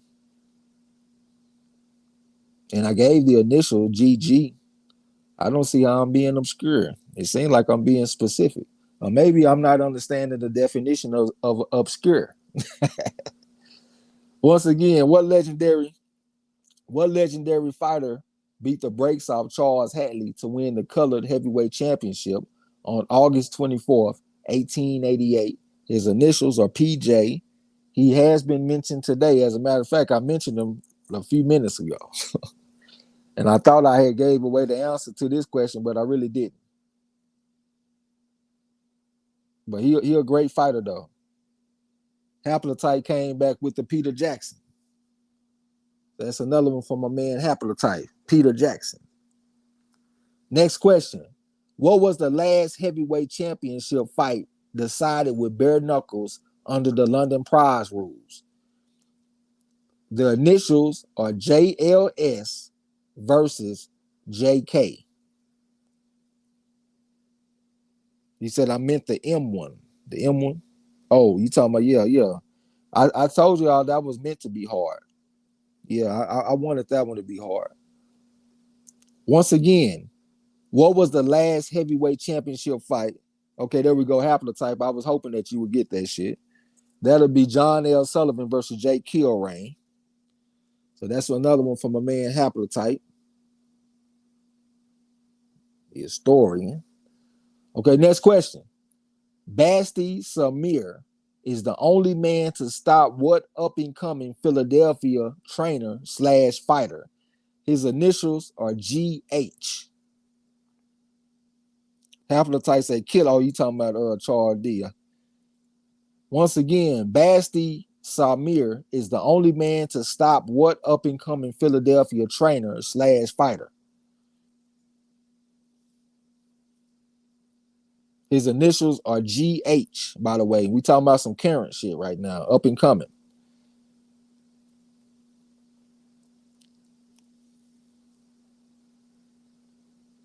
Basti Samir is the only man to stop what up-and-coming Philadelphia trainer / fighter? And his initials are GH.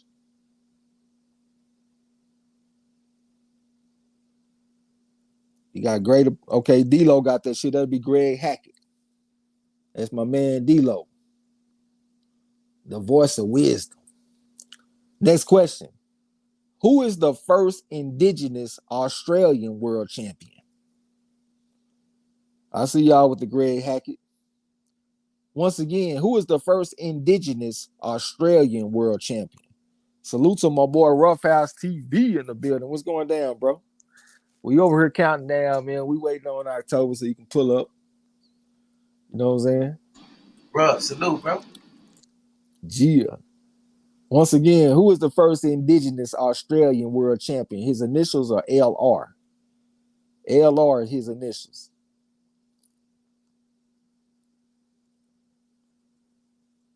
Who is the first indigenous Australian world champion? His initials are LR. Derek Bailey got this shit. That'll be Lionel Rose. So that's another one for Derek Bailey. Lionel Rose.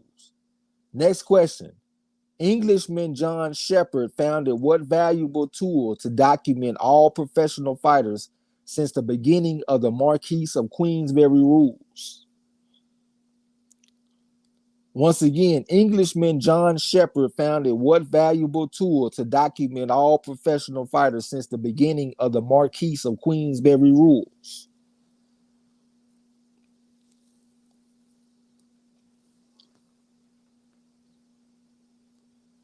Englishman John Shepard founded what valuable tool to document all professional fighters since the beginning of the Marquis of Queensberry rules? I ain't asking y'all nothing out of the ordinary.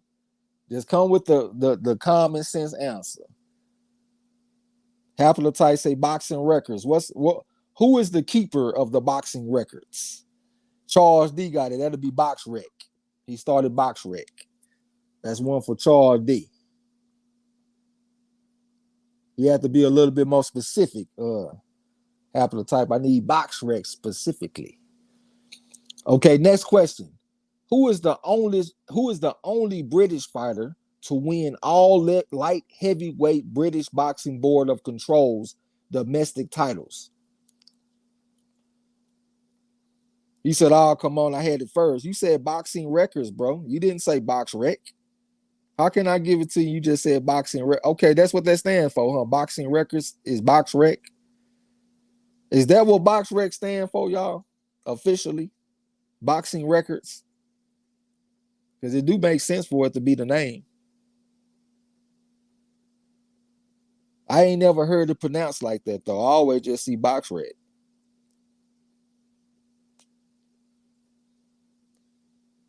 He said yes. Do anybody else co-sign that? Does Box Rec stand for Boxing Records for short?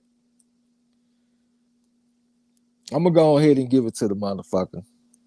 I gotta take off my man Charles D and give it to Haplotype, assuming that what he said is right.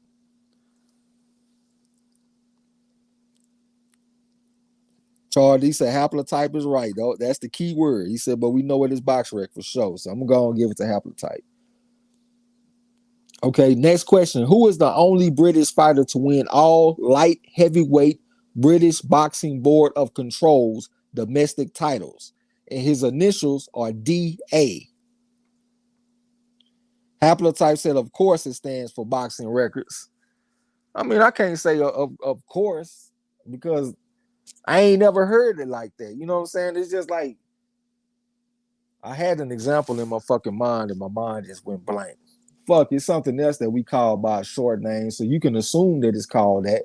But I have never I ain't never logged into www.boxingrecords.com. You know what I'm saying? Derek Bailey, no sir. I need you to come with something a little bit better than that.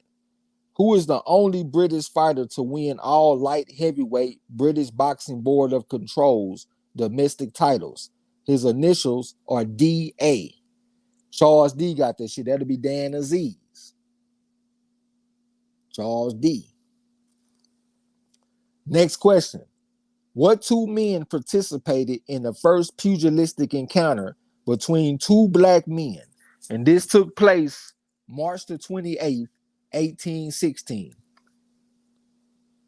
Once again, what two men participated in the first pugilistic encounter between two black men?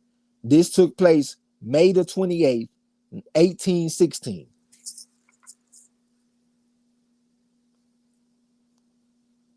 This was a very important date in the history of black boxing, like black fighters boxing. Because on this day, we had two fights between black fighters. But this was the first one, though.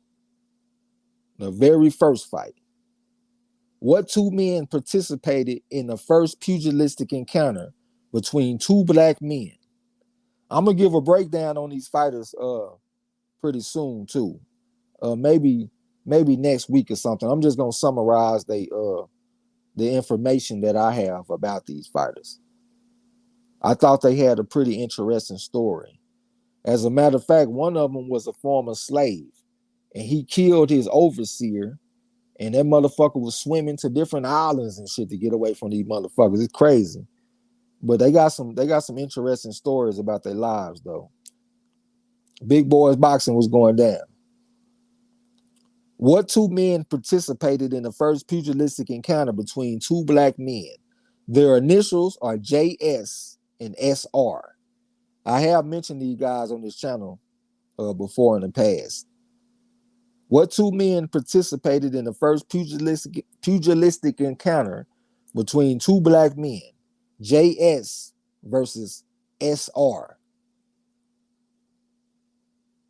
Big boy said, damn, I'm late. Hope everyone is well. Yo, we good as government check. JS versus SR. If you don't know the answer, drop a 5. We coming down the stretch too, y'all. We almost done. So let me get a 5. Let me get a nickel, cinco, uncle, T.O. JS versus SR. And SR won the fight. He was the more polished fighter. Both of them were trained by Bill Richmond. But one of them, he went off with Tom Oliver. And that's where the beef started.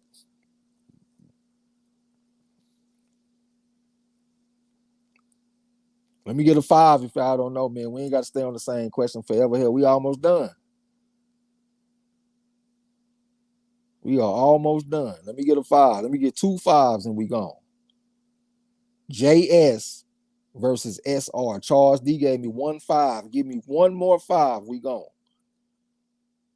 One more 5.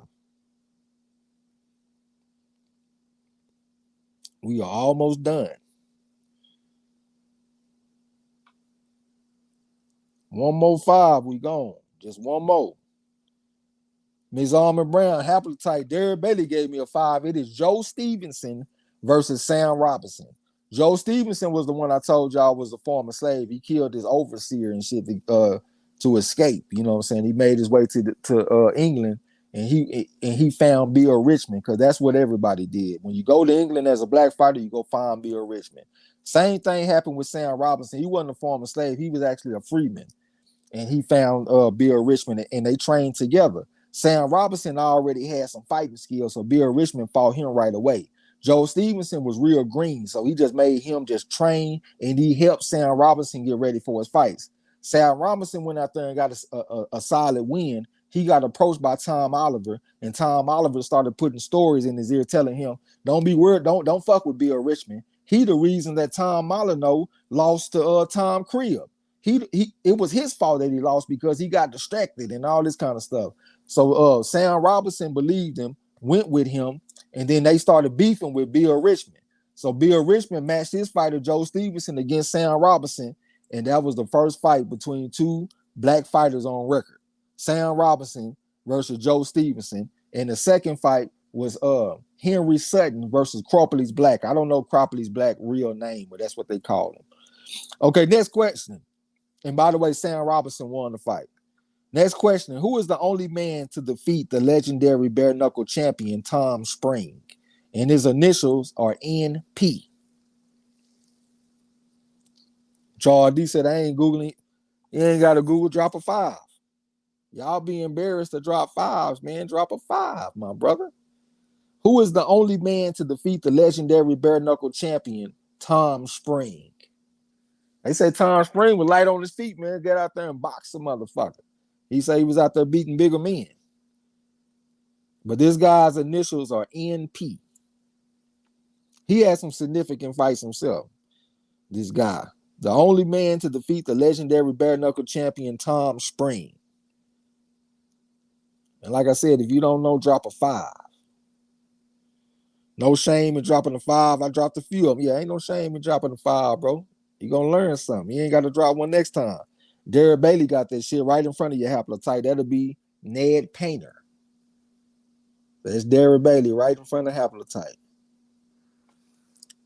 Okay, next question. What fighter went by the alias The Terrible Black? This will be an easy one. His initials are TM.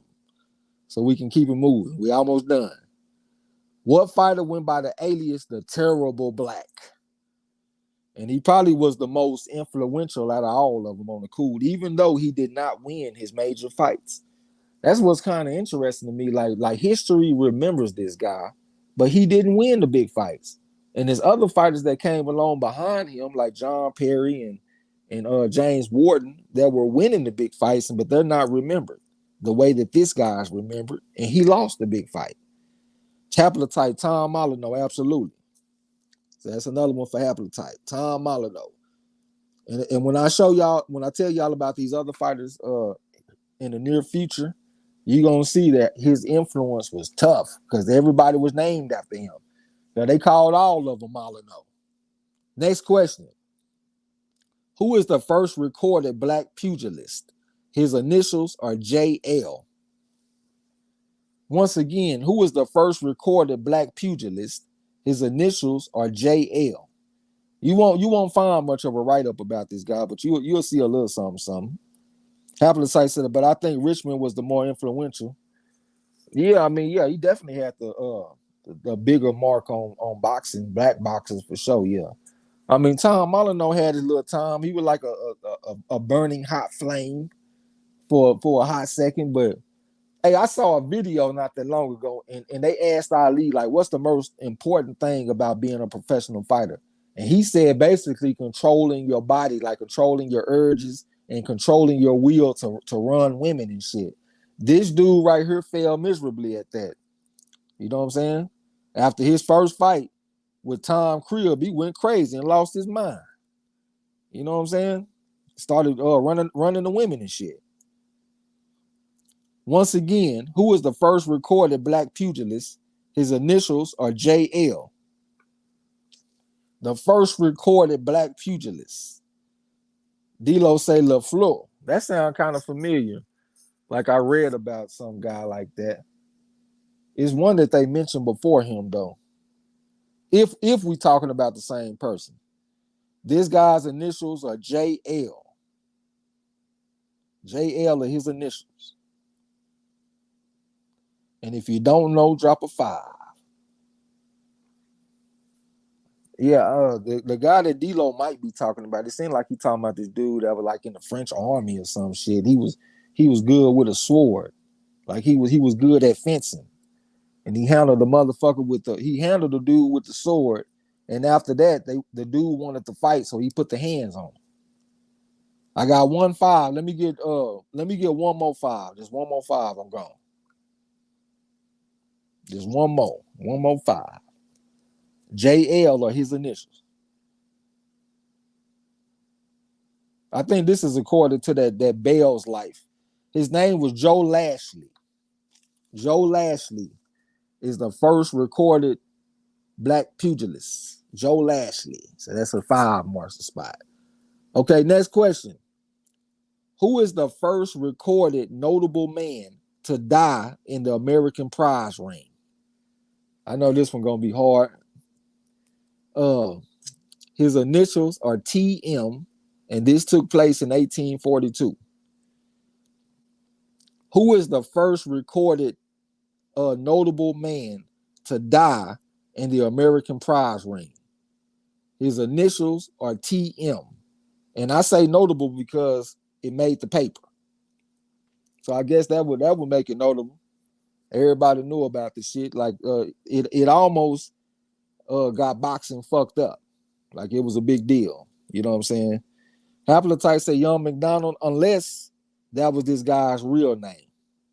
Or maybe that's what they called this guy. I mean, Derek Bailey got this. How you get that shit so fast, man? Thomas McCoy in 1842. He was killed by Christopher Lilly in 1842. Thomas McCoy. Good shit by my man Derek Bailey. Good shit. Okay, next question. Who is the first ever colored champion in boxing? His initials were DK. And this is what I was talking about earlier, because we know that the first colored heavyweight champion was Charles A.C. Smith. Derek Bailey said 120 rounds, right? They didn't mention how many rounds that the fight went in the book that I was reading, but I wouldn't be surprised 120 rounds. They were still fighting under the London prize rules. So whenever you throw a motherfucker down, that's the end of the round. You got to come back and meet the scratch. So it makes sense for it to be 120 rounds. Once again, who is the first ever colored champion in boxing? Like, who is the first man to be called a colored champion? And the difference between him and Charles A.C. Smith, Charles A.C. Smith called himself the colored champion, the colored heavyweight champion. This dude was called the colored champion by the white people to basically making his color line. You know what I'm saying? Haplotype say George Dixon, no, sir. His initials are DK, and this was in 1842. He was called the colored champion of New York, and he beat a fighter named Sam Briggs. I had never heard of this fighter, so I thought it was interesting. Who is the first ever colored champion in boxing? This took place in 1842. He was a colored champion of New York, and he beat a man named Sam Briggs. And if you don't know the answer, drop a 5. You're going to learn something. I ain't heard the historian say nothing about this guy either, so I thought it was my responsibility to bring it to the people. But DK are his initials.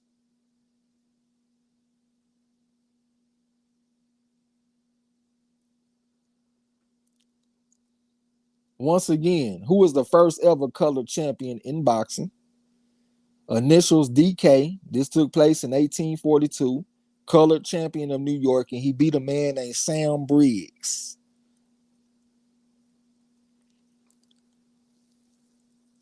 So he was the colored champion under the London Prize rules. We almost done, y'all. So come on with them fives and come on with them uncles and TOs. My back over here hurting like a motherfucker.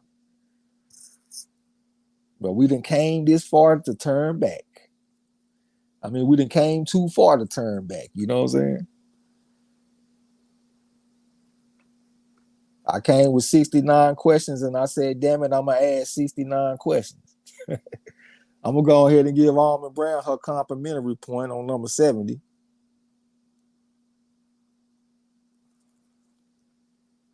I'm still waiting on the 5. I'm waiting on the TO. His name, Derek Bailey gave me a 5. Happentate gave me a 5. His name is Dan Knox. Dan Knox beat Sam Briggs in 1842 and was called the colored champion of New York. So that is officially, from what I've read, that is officially boxing's first colored champion, Dan Knox in 1842. Okay, next question. Well, I read, let me make sure I got it right. I mean that I recorded it right. Okay, Derek Bailey actually, hold on, I'm behind on my man Derek Bailey. Derek Bailey he got that question and that question. Yeah, you got all that shit. Okay, next question. Who is the first recorded black professional fighter to defeat a white fighter on U.S. soil? Once again, who is the first recorded black professional fighter to defeat a white fighter on U.S. soil? You know, in England, they was allowing black fighters to fight against white fighters. You know, like Bill Richmond and Tom Molyneux fought Tom Cribb. Bill Richmond, he fought Docky Moore. Tom Molyneux, he fought this other guy. I can't remember his fucking name. It was it started with an R. They had a real tough fight too.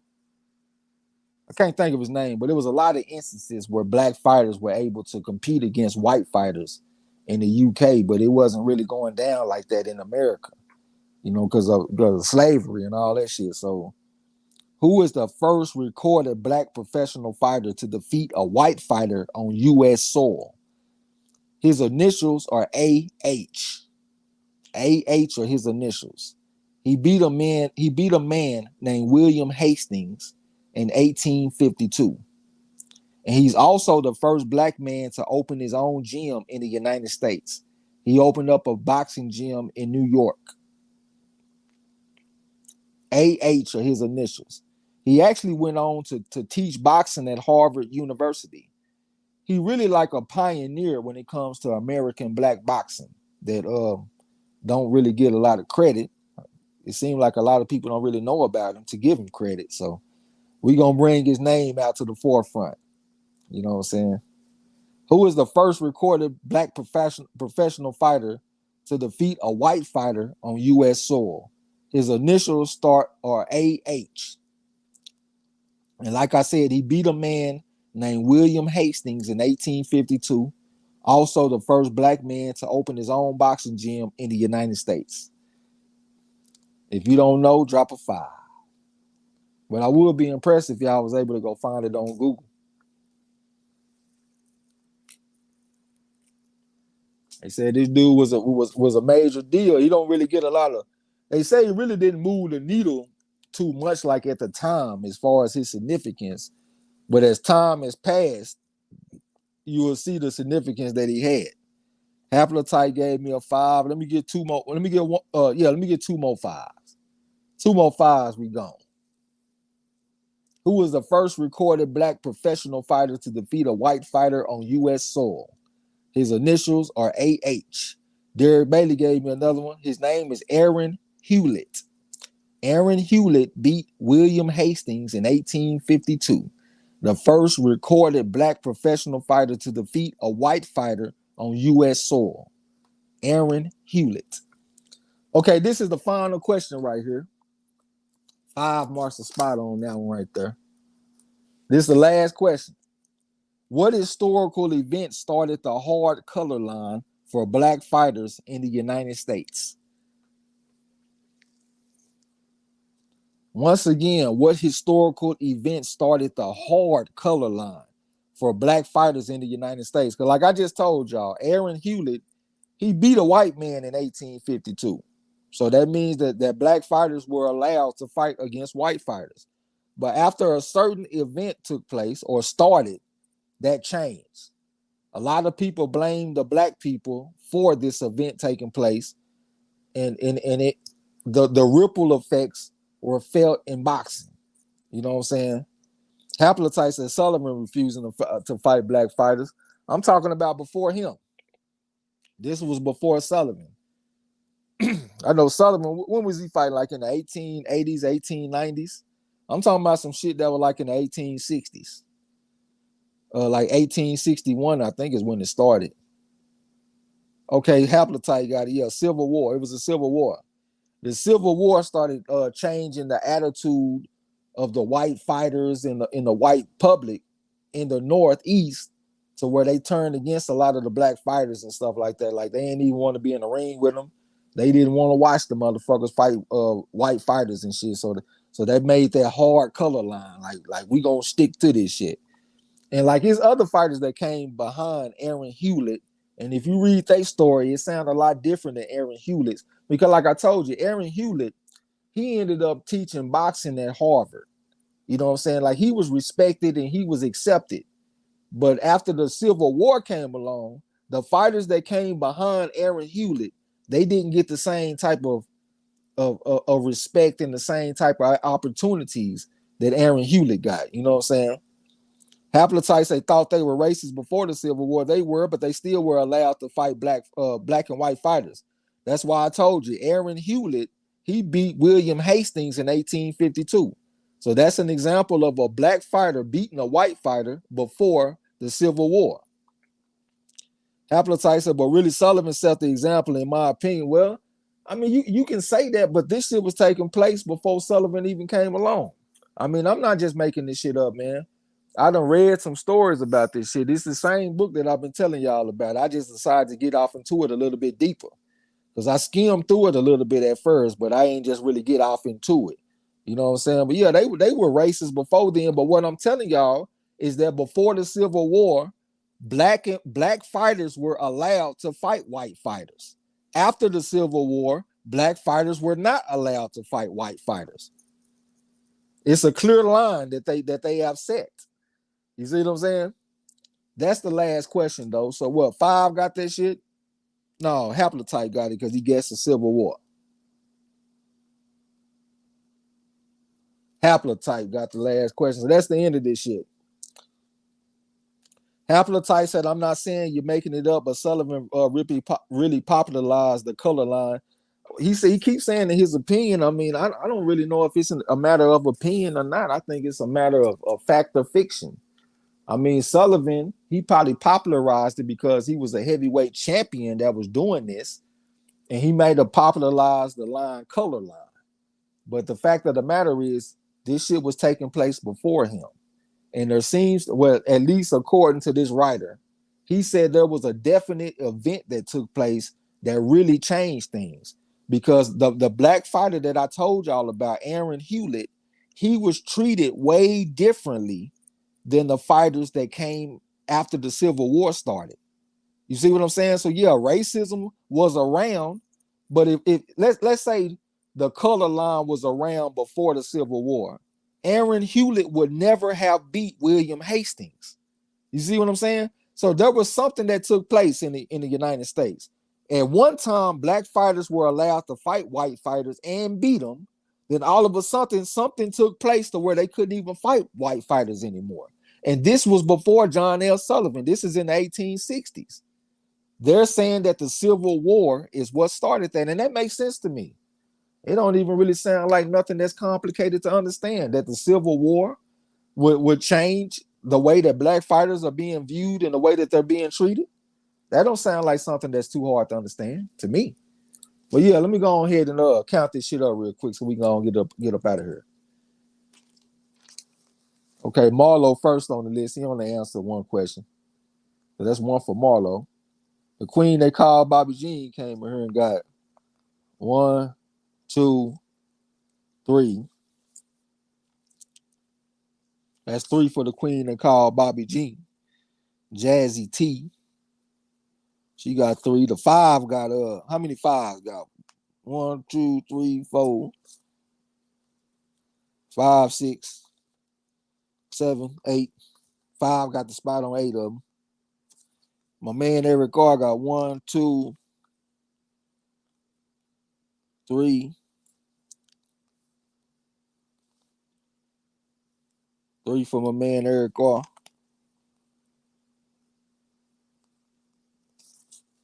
Okay, D-Lo, 1, 2.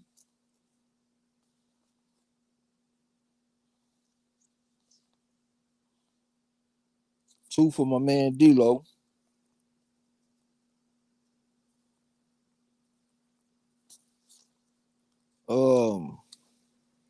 I said 2 for D-Lo, right? Yeah, 2 for D-Lo. Charles D got 1, 2, 3, 4, 5, 6,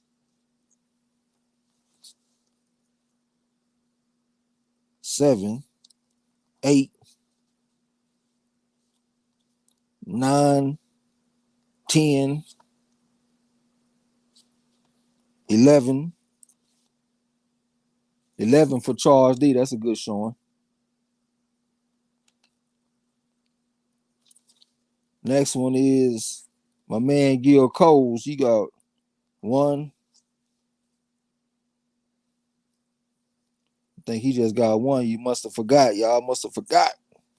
Gil Coles got 1. Let me see. My man Winston Lee. Winston Lee got 1, 2, 3, 4.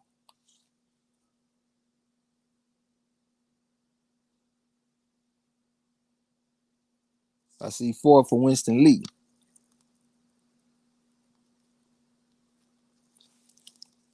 Okay, next one, J1 Pro Da Vinci got 1, 2.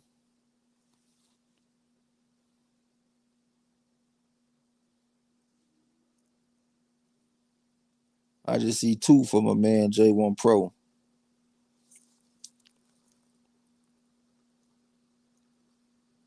Okay, next one is Xavier the Boxing Nerd. He got 1, 2, 3, 4.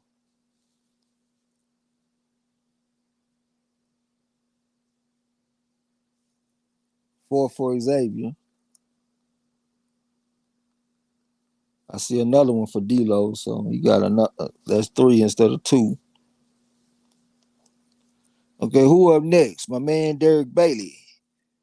1, 2, 3, 4, 5, 6, 7, 8, 9, 10, 11, 12, 13, 14,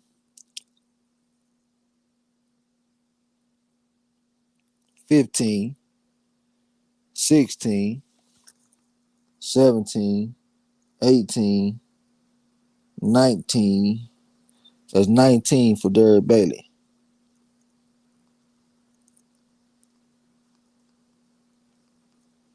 My man Haplotype.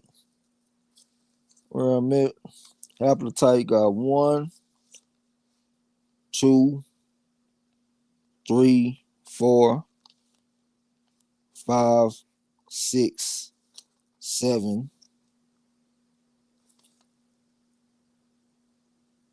I see 7 for my man Haplo.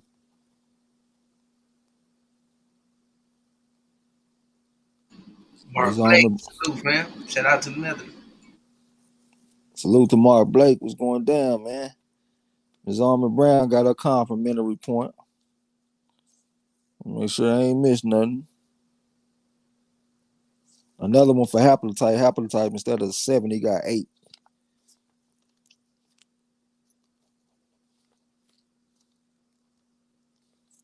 Let me see. My man D-Lo got another one. Instead of 3, he got 4.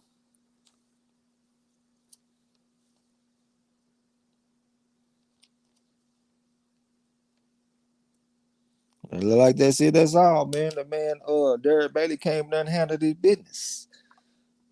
One time came in first. Haplotype said I came in on the Ike Williams question. I already know. Charles D said Derek Bailey got that shit. Yeah, you got it.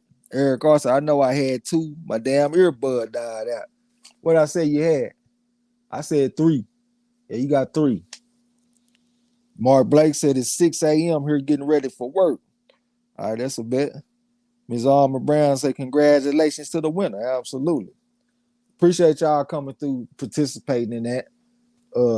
Definitely, took a lot of work putting that shit together. So I appreciate y'all coming through and doing that with us. You know what I'm saying? I'll be able to do a little bit more in the future since I don't have to actually take time to be physically writing. I done found a shortcut for that. Thanks to the voice of wisdom, my boy D-Lo 404 Boxing. Appreciate y'all coming through. We're gonna come back with something. I don't know what's going on with the fights and shit this weekend. I don't really think we got nothing to call. But we're gonna come back with some content ASAP. I appreciate y'all. I ain't gonna talk y'all to death, man. We catch y'all on the next one. Real, y'all already know, man. Appreciate y'all participating, man, doing y'all thing, chopping it up, sharing the knowledge. Shit, we be back, man, with some content sooner or later. Appreciate y'all. Y'all enjoy the rest of y'all night. Till next time. Don't forget to tell them haters and trolls. The fuck out my gym. You heard him. Peace. Gia.